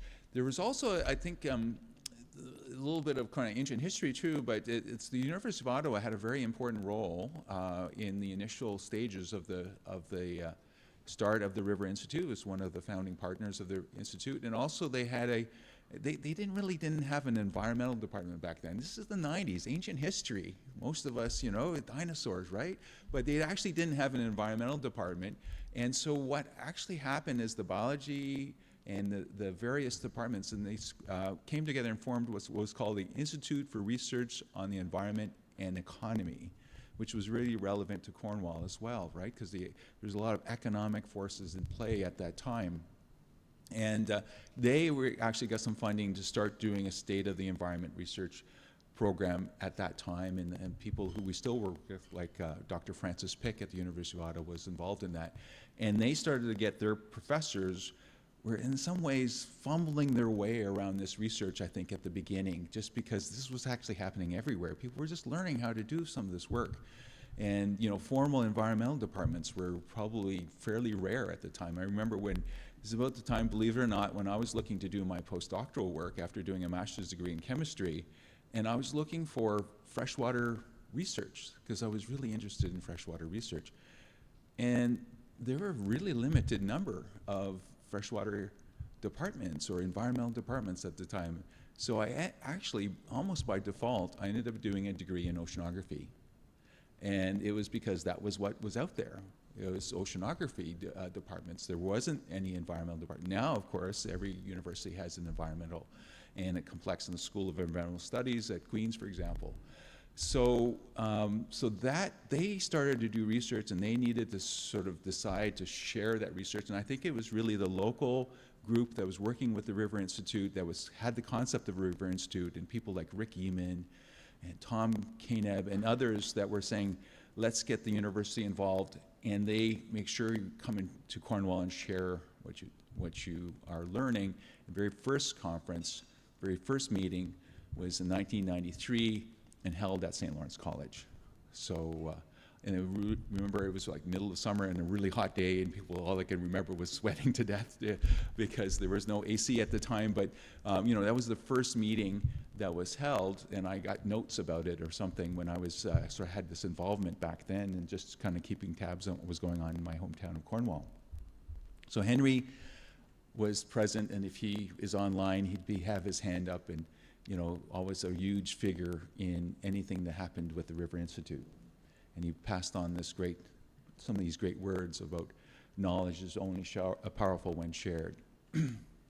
So in the early years, the formation of the Institute in 1994, they brought together some of these people that we can still see. And so Sandra Lon was here with us yesterday. You'll see an earlier version and some other people that we recognize. And Christina Collar was explaining to me in that very picture up on the top left was sort of the first staff of the Institute in 1993-94.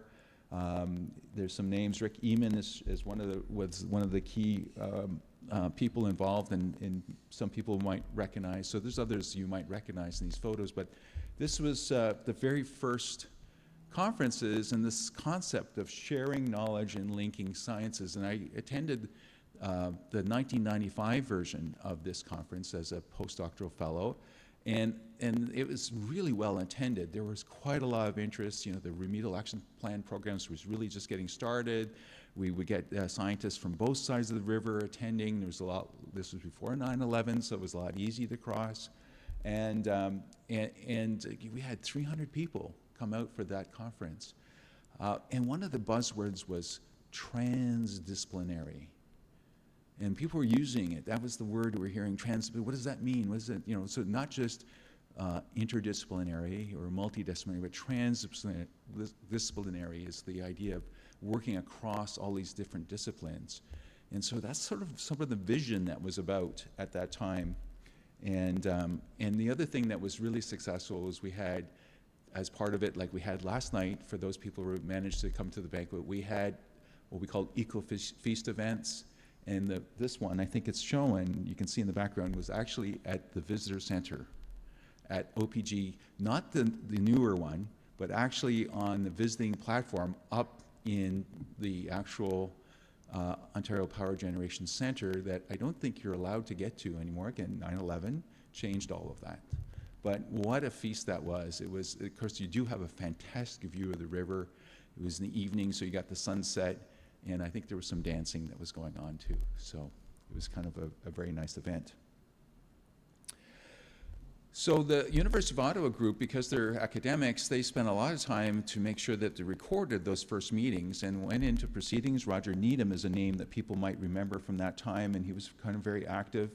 And they published some of the proceedings in, you know, as you do in class, and they're like that thick. We have two of them. There's the version 1 and version 2, or volume 1, volume 2. And so I was kind of thumbing through that, and I came across this really interesting article. Does anyone recognize who this person is? Does anyone know who that is? This is Bruce Kahn. Bruce Kahn was like a fixture at all of our conferences in the early 90s. And he still continues. In fact, he's not working, he's not living in the St. Lawrence Valley anymore, but he still kind of connects with us, and he could be online. If you are, say hello, Bruce. And he did some amazing, he was very much involved with research at the time in the St. Lawrence. But what I want to say is that I went through this paper he wrote, and I thought it was quite prescient, because it said, you know, he started off by saying, despite centuries of human activity and study along the river, remarkably little is known about the river's biota. So we still didn't know at the time, and we're still learning thanks to programs that you'll hear about. We talked about with John Farrell and the FINS program that Matt's running and all the other work that people are doing. We know a little bit more, but in 1995, this was the statement that he made. But what was really cool about this paper they wrote is that, okay, he sort of recognized we're at the start of something building with the River Institute. Is what does it take to build a research infrastructure? John Farrell talked about Michael Twist's famous, like I call it famous, but I mean, probably we know about it. So whither the St. Lawrence River, it's kind of an interesting turn of old English almost, right? Where has the St. Lawrence River gone? And in fact, Bruce did that same sort of thing. He did a listing of the number of publications based on large rivers, and you know, at the bottom was the St. Lawrence. And Michael Twist did the same sort of thing. He did a more detailed, more modern journal search, and he still came up with the same thing, the very understudied system. And he said, well, what do we need to build this system? And we need to make sure that all individuals, all interest groups, all nations that share responsibilities to this common source come together. And you know, and think about the language that we use now and the language that Bruce adopted then. That was pretty good, you know, thinking about the responsibilities, not about managing, but about responsibilities. And so he described that we need to cooperate and through these meetings and the importance of having meetings large and small. The application of technology, what am I doing? Okay. the transfer through sharing this knowledge, how research helps us be proactive, and so the need for basic research, as well as education, communication, and outreach. What am I doing? Am I doing something? Is that my phone? Oh, your phone. Okay. Okay. Someone's trying to get hold of you. So, in the history of the River Institute, and as well as the symposium series, a really important happening as a result of the work that Sandra Lawn and others have done early in these days was to bring together a real focused research effort on the St. Lawrence River through what was called an NSERC industrial chair. And David Lane, who has been a very important scientific leader in terms of research in the St. Lawrence River, was the first industrial chair, and he did good things, including which was hire me, right? So Dave was the scientist, the chair of this program, and you see some of the local people at the time. He was chair of the River Institute board was Eric Cameron and Rick Eben again, and they were signing, I think in this case they're signing the grant.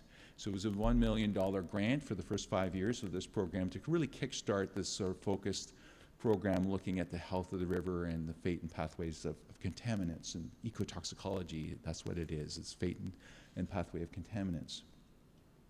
So like I said, I was brought on, and we thought about the importance of having this annual meeting to help report out on the progress of this NSERC program, right? And so it was this partnership with University of Ottawa and quite a lot of graduate students that were being, that were being gathered in through this process of the NSERC chair to bring and shed light on the river and the mysteries of this river, right? And what we're hearing a lot, of course, was this is a very dynamic river. There was a lot changing that was happening, and of course, Dracinid mussels and the invasions and how this river changed with these, and was continuously to change through the 90s. And not only just in terms of the clarity of the water, but even the flow and pathways that contaminants that were in the system were being transferred up the food chain.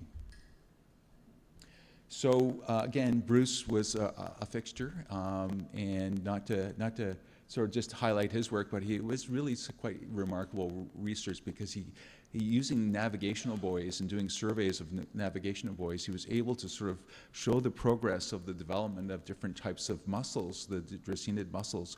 And what he was one of the first ones to say, hey, there's the zebra mussels we know about, because it was in the late 80s that we started to see these zebra mussels, but there's another mussel that's not a zebra mussel, and that's called a quokka mussel. And hopefully, Lee, I said that right. So the other mussels that started to develop and have a slightly different ecology and development and impact on the river and its food web.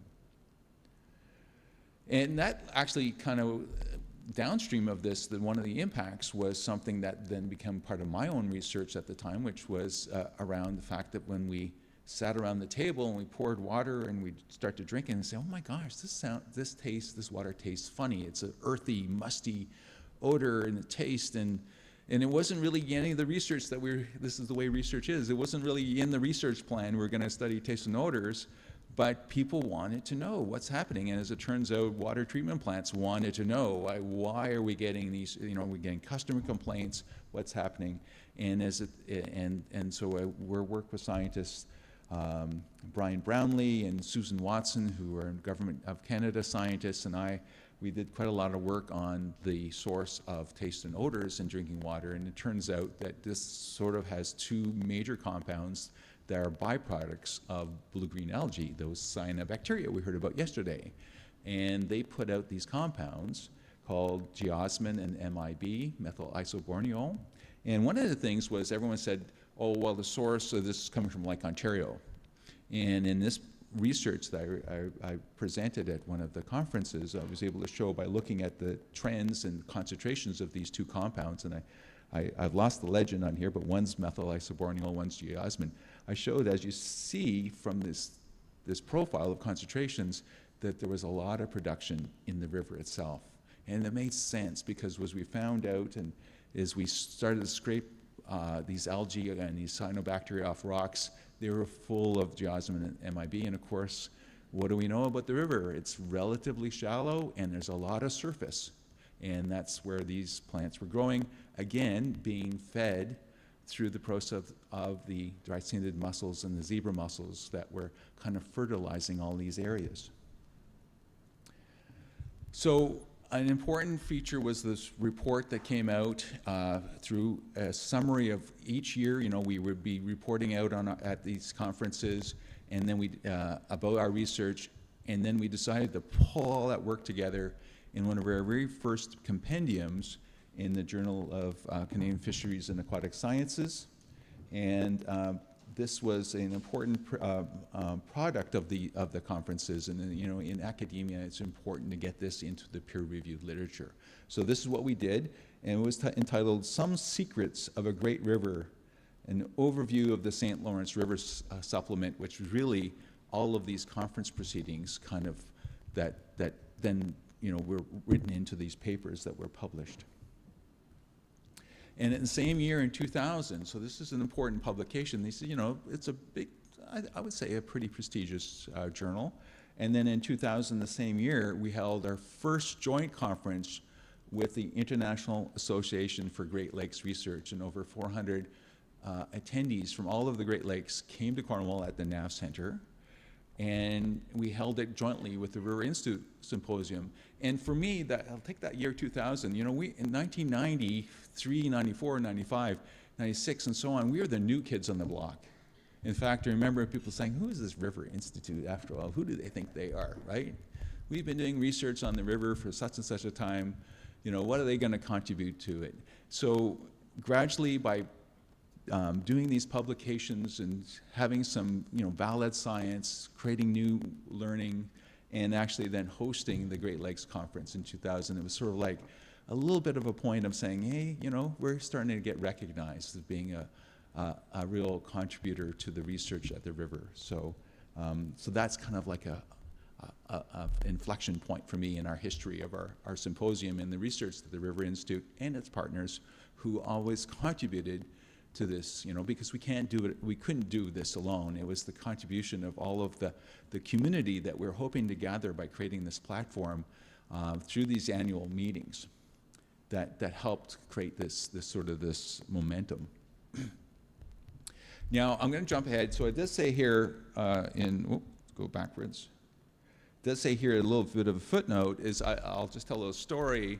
So we're really proud to have Cornwall was the center of the Great Lakes science community for that week. This is the day we actually had press. Press would come out. We had a press gallery, and we had people interviewing you, and it was really exciting. And Monday, and then they arrived, and Tuesday it was full force, and they were going to be all there Wednesday. And I was driving there in the rain, and I got to the symposium, and all the press was gone. It was the same week as the Walkerton crisis. And the Walkerton crisis was, of course, this event where people were drinking contaminated water due to agricultural runoff and essentially due to E. coli in the water, and people were getting very, very sick from it. And so all of those reporters that had been at our conference were now on their way on the highway down to Walkerton to see what was going on there and to know for themselves. So obviously became an interesting and very important part of the environmental research community and the discussion.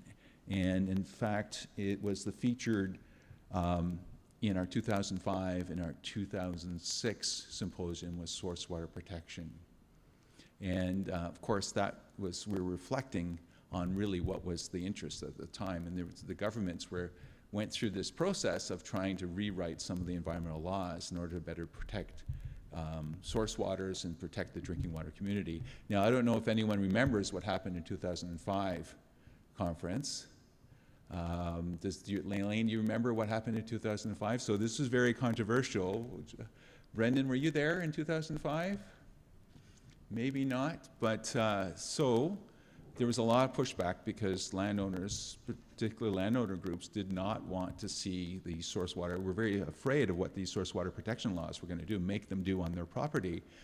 So the 2005 conference and symposium had the guest speaker was the Minister of the Environment for Ontario.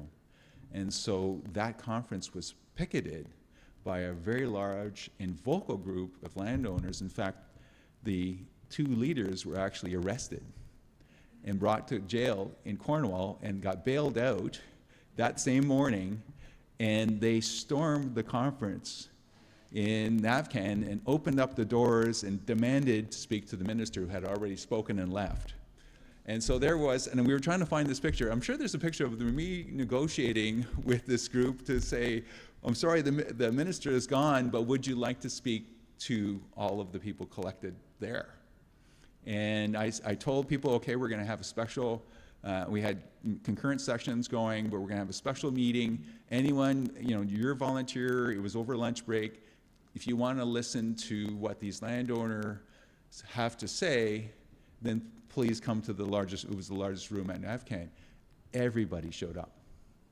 And I believe the person is now was an MPP, has moved on to an MPP status, but it was interesting, I certainly didn't know that was going to be what was going to happen, but it was an interesting kind of part of the history of the River Incident Symposium, being and we've certainly got national news that evening because of this event, and it was part of our history now of this symposium series.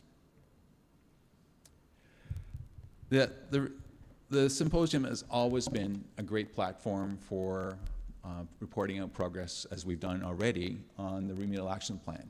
And a number of session topics were specifically associated with that. And it really has been some of the things that we've really focused on. And certainly reporting out the remediation and restoration success. And one of the key speakers, and I'm sort of highlighting some of our key scientists that were reporting at the time, was Dr. Brian Hickey. So Brian was when he first started and I first met him, he was actually the habitat coordinator for the Remedial Action Plan in the 90s, and one of his projects was the restoration and the creation of Rotary Creek, which is it's not far from here, it's actually a stone's throw from here, and a very important, I think, project to add some habitat variability and diversity to the waterfront. So Brian would often in those years was talking about some of that work, as well as some of the reef structures that he was creating. Again, you can see them if you just look through these windows. You actually see some of these reef structures. And he would report on the diversity and the improvement in terms of populations at these structures. And we also reported out on those populations, wildlife populations in general. We talked about the improvements in the water quality, the work that was being done through our partners at the Conservation Authority and on tributaries and their tributary restoration program.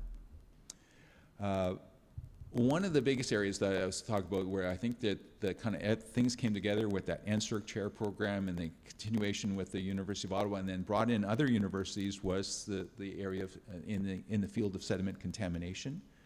And the sediment strategy was just actually implemented in 2005, but there was a lot of research that was needed to understand, because mercury is a very complex system and complex contaminant. It's not just simply a straightforward process. You need to sort of you have mercury that you have to methylate, and the methyl mercury then makes its way into the food chain, and understanding all of those connections and those processes is a really daunting task.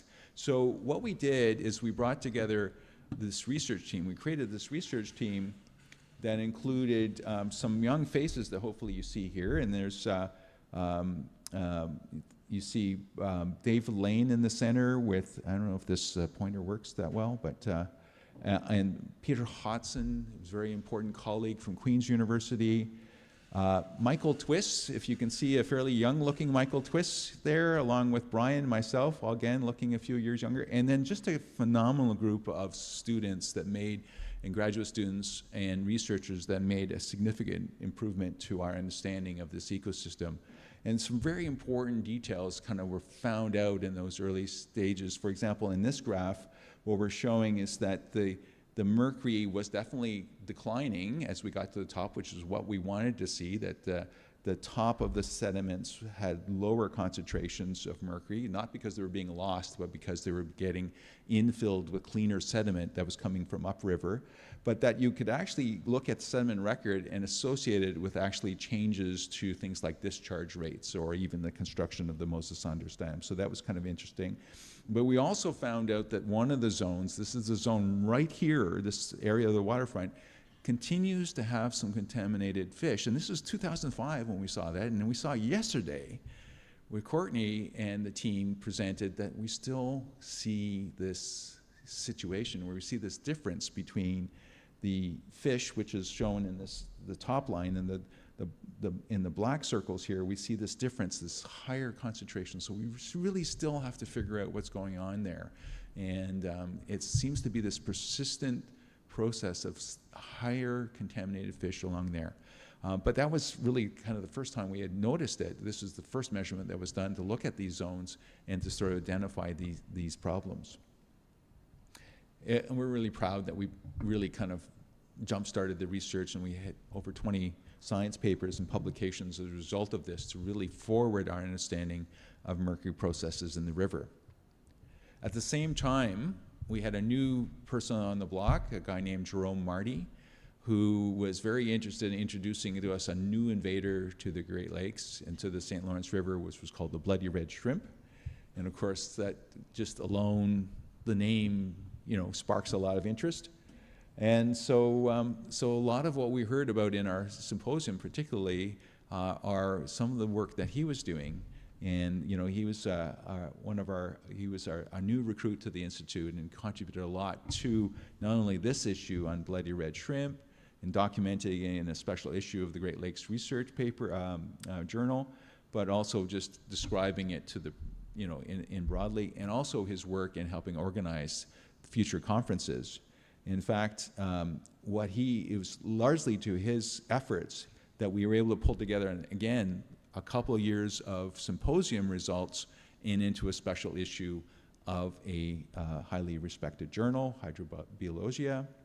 And then he helped coordinate the 2012 joint conference for the International Association of Great Lakes Research, and we had over 550 researchers again come to Cornwall and to share knowledge. And this was from Great Lakes flow mighty rivers. So again, this was sort of this recognition and this bringing together of scientists from across the Great Lakes and internationally to Cornwall. And again, 2012 was sort of that another watershed moment. So that takes us to what's happened in the last decade, okay? And really what we've seen is some, I think, significant changes in terms of what we do and how we construct our conferences and the type of research we do. And some of the themes have really evolved and percolated up, kind of moving away from those classic science-driven only projects to thinking about community inspiration, co-development, how do we reach out globally, and really some of the challenges that really are coming right, that we're thinking about quite a bit, which is climate change, water level changes, and we've heard a little bit about Plan 2014, and as well as how do we best assess river health and fish health. You can see in 2016 the title reflects that, Great Nations, Great River, Collective Efforts to Engage Communities Through Science and Action, right? So that was a major theme. This was held at St. Lawrence College. And our conference series has moved around. We've had it started out here, maybe actually St. Lawrence College. It ended up back in 2016 back to St. Lawrence College, but we were also at NAVCAN. We were at the OPG Center, and in different locations. And so there's a bit of a resilience there to make this happen. So we really started to evolve to think about how research inspires communities, and one of which was Andy Bramberger, which was another postdoc that joined us following on Jerome's footsteps, and he was an algal expert.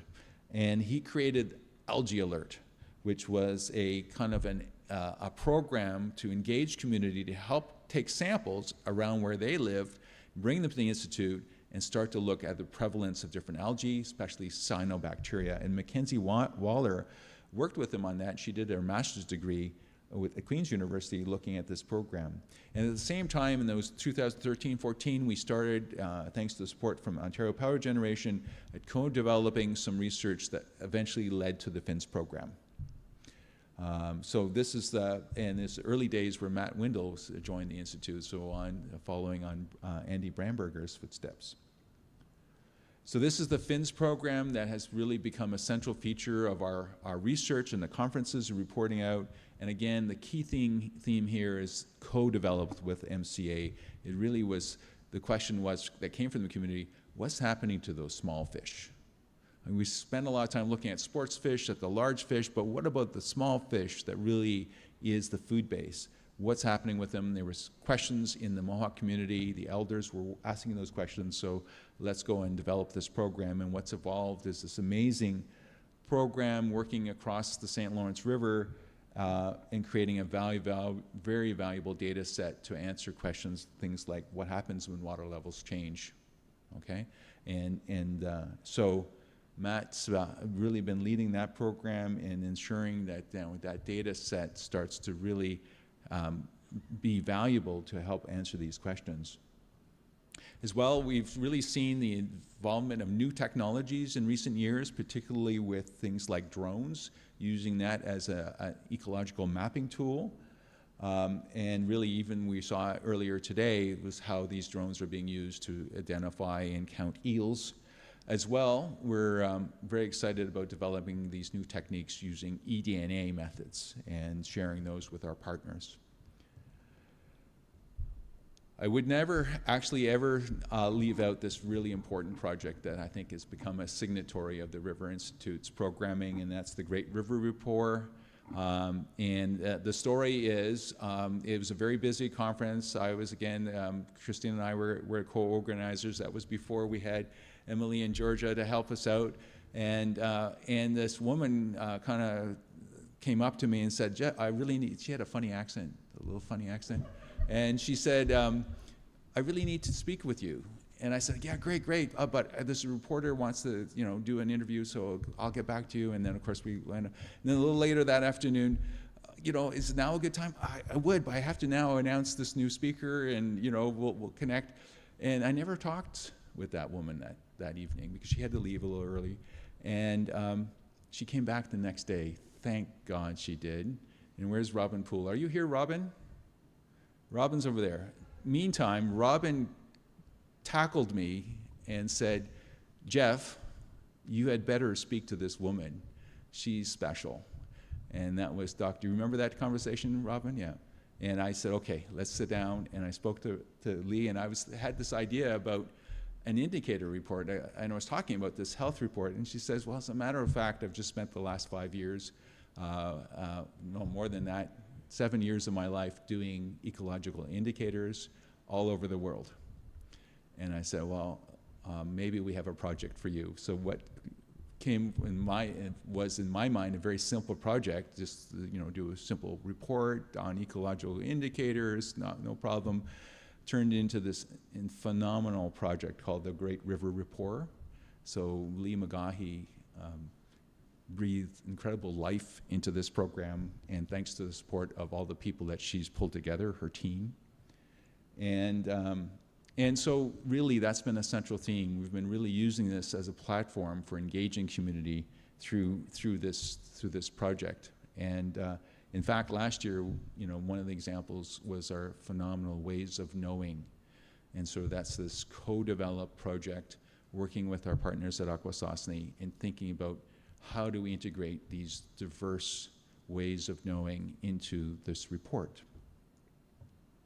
So this is the pretty much the last slide. So what we did is Stephanie did this for me, and I should point out, just to say thank you, Stephanie, for pulling this slide deck together. It's her magic that makes it happen. And so I said, can't we do one of those wordles where you sort of take all of the titles from all the conferences over 30 years and you sort of do a weighting, and the bigger the word is, the more commonly it's used. So I guess it's no surprise that we see water, river, St. Lawrence, Great Lakes, but we also see, you know, managing, past conferences, communities, protecting, watersheds. And so those are, you know, obviously reflecting those words.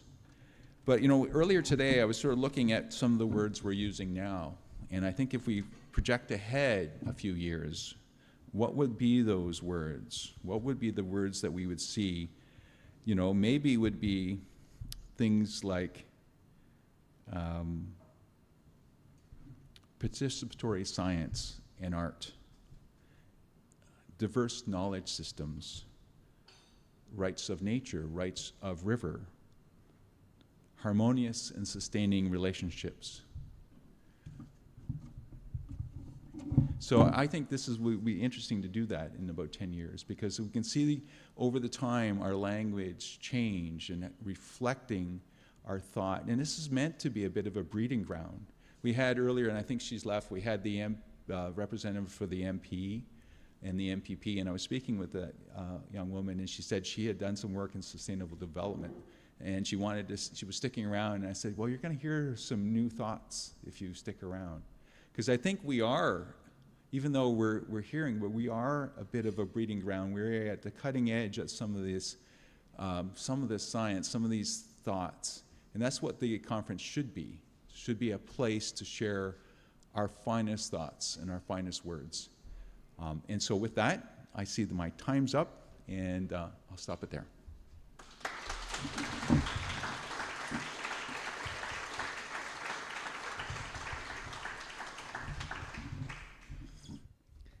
All right, thank you very much for that, Jeff. So we have a couple minutes for questions. If anyone has any, if you'd stay up, that'd be great. Has any questions in the audience? Probably time for one or two.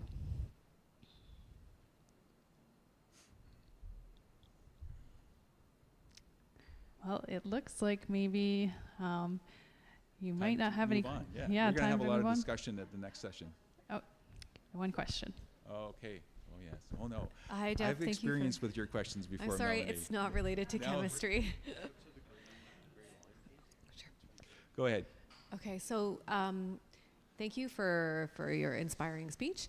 My question for you is, what keeps you hopeful? What keeps you hopeful for the future in the light of, you know, such bad news about our climate and such bad news about the state of sustainability in the world? What keeps you hopeful that the River Institute will continue to play a major role in improving the health of the river and the health of the community that surrounds it? So like I said, am I on? I'm back on. So yeah, so I didn't expect anything less than that kind of almost extremely challenging question from Melanie, who is she's a real thinker, and she's a graduate of our environmental technician program. So I got to teach her and she'd always have those zingers, right? You know, the first thing obviously that comes to mind is all of the young people that we are able to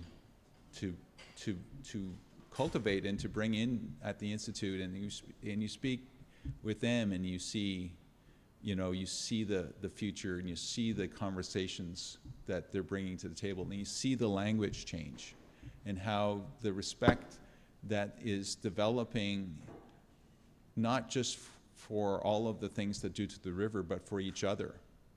And knowing that we were focused on maybe other things a little bit more back when we first started, about trying to prove ourselves and trying to, you know, ensure that we were doing good research. And sometimes, you know, I think some of these other things took a back seat. So I'm very much hopeful and I think that's one of the things that's the secret of why I enjoy my job so much, is because we get to work with so many young, enthusiastic, inspiring people who see a different future, who see a pathway to a different future and to making a difference. And I do see that these attitudes are changing. And I think that makes us helpful. I mean, there's lots of reasons to go, the other direction, but I think it's just being able to know that you're working towards something, as Christina always says, you're working for a cause. You're working for something that you know is right, and allows that sort of is a common, everyone will agree that the river is important. And so having that common ground to build on is what really keeps me hopeful. Thanks for the question.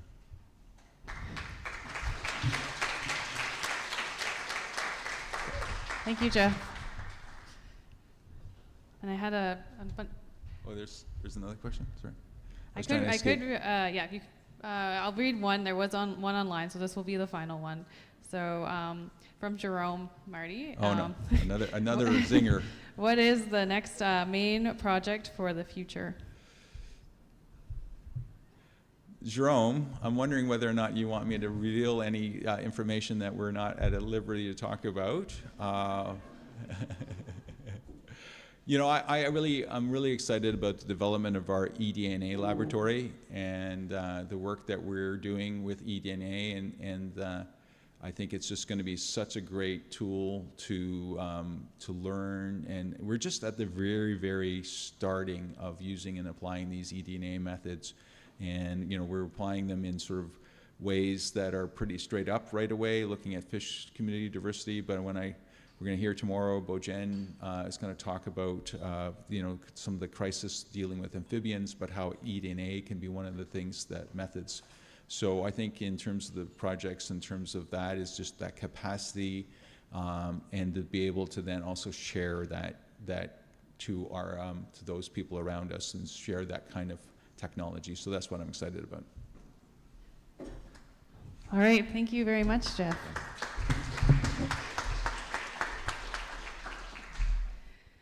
Okay, so just a couple notes. So this will be the end of the online portion, so the stream portion of the conference. So thank you for attending. For those of you online, we will be hosting our third day completely virtual. So they'll be streamed live via YouTube. So that's starting at 8:45 tomorrow morning. And there's a lot of really great talks, actually including Bruce Kahn. So he will be presenting at the River Symposium again. We will be having a river strategy meeting right here, probably in about 10 minutes. We're just going to have a quick break. So there's some coffee and snacks over there if you'd like. I think they've left some of the snacks from lunch too, if you'd like some of those. And if you are leaving, if you could just return your name tags to the registration, that would be great. They actually do cost quite a bit, so we're going to try and keep some for next year. So yeah, we'll be back with you in 10 minutes with Emily hosting her river strategy session. Thanks.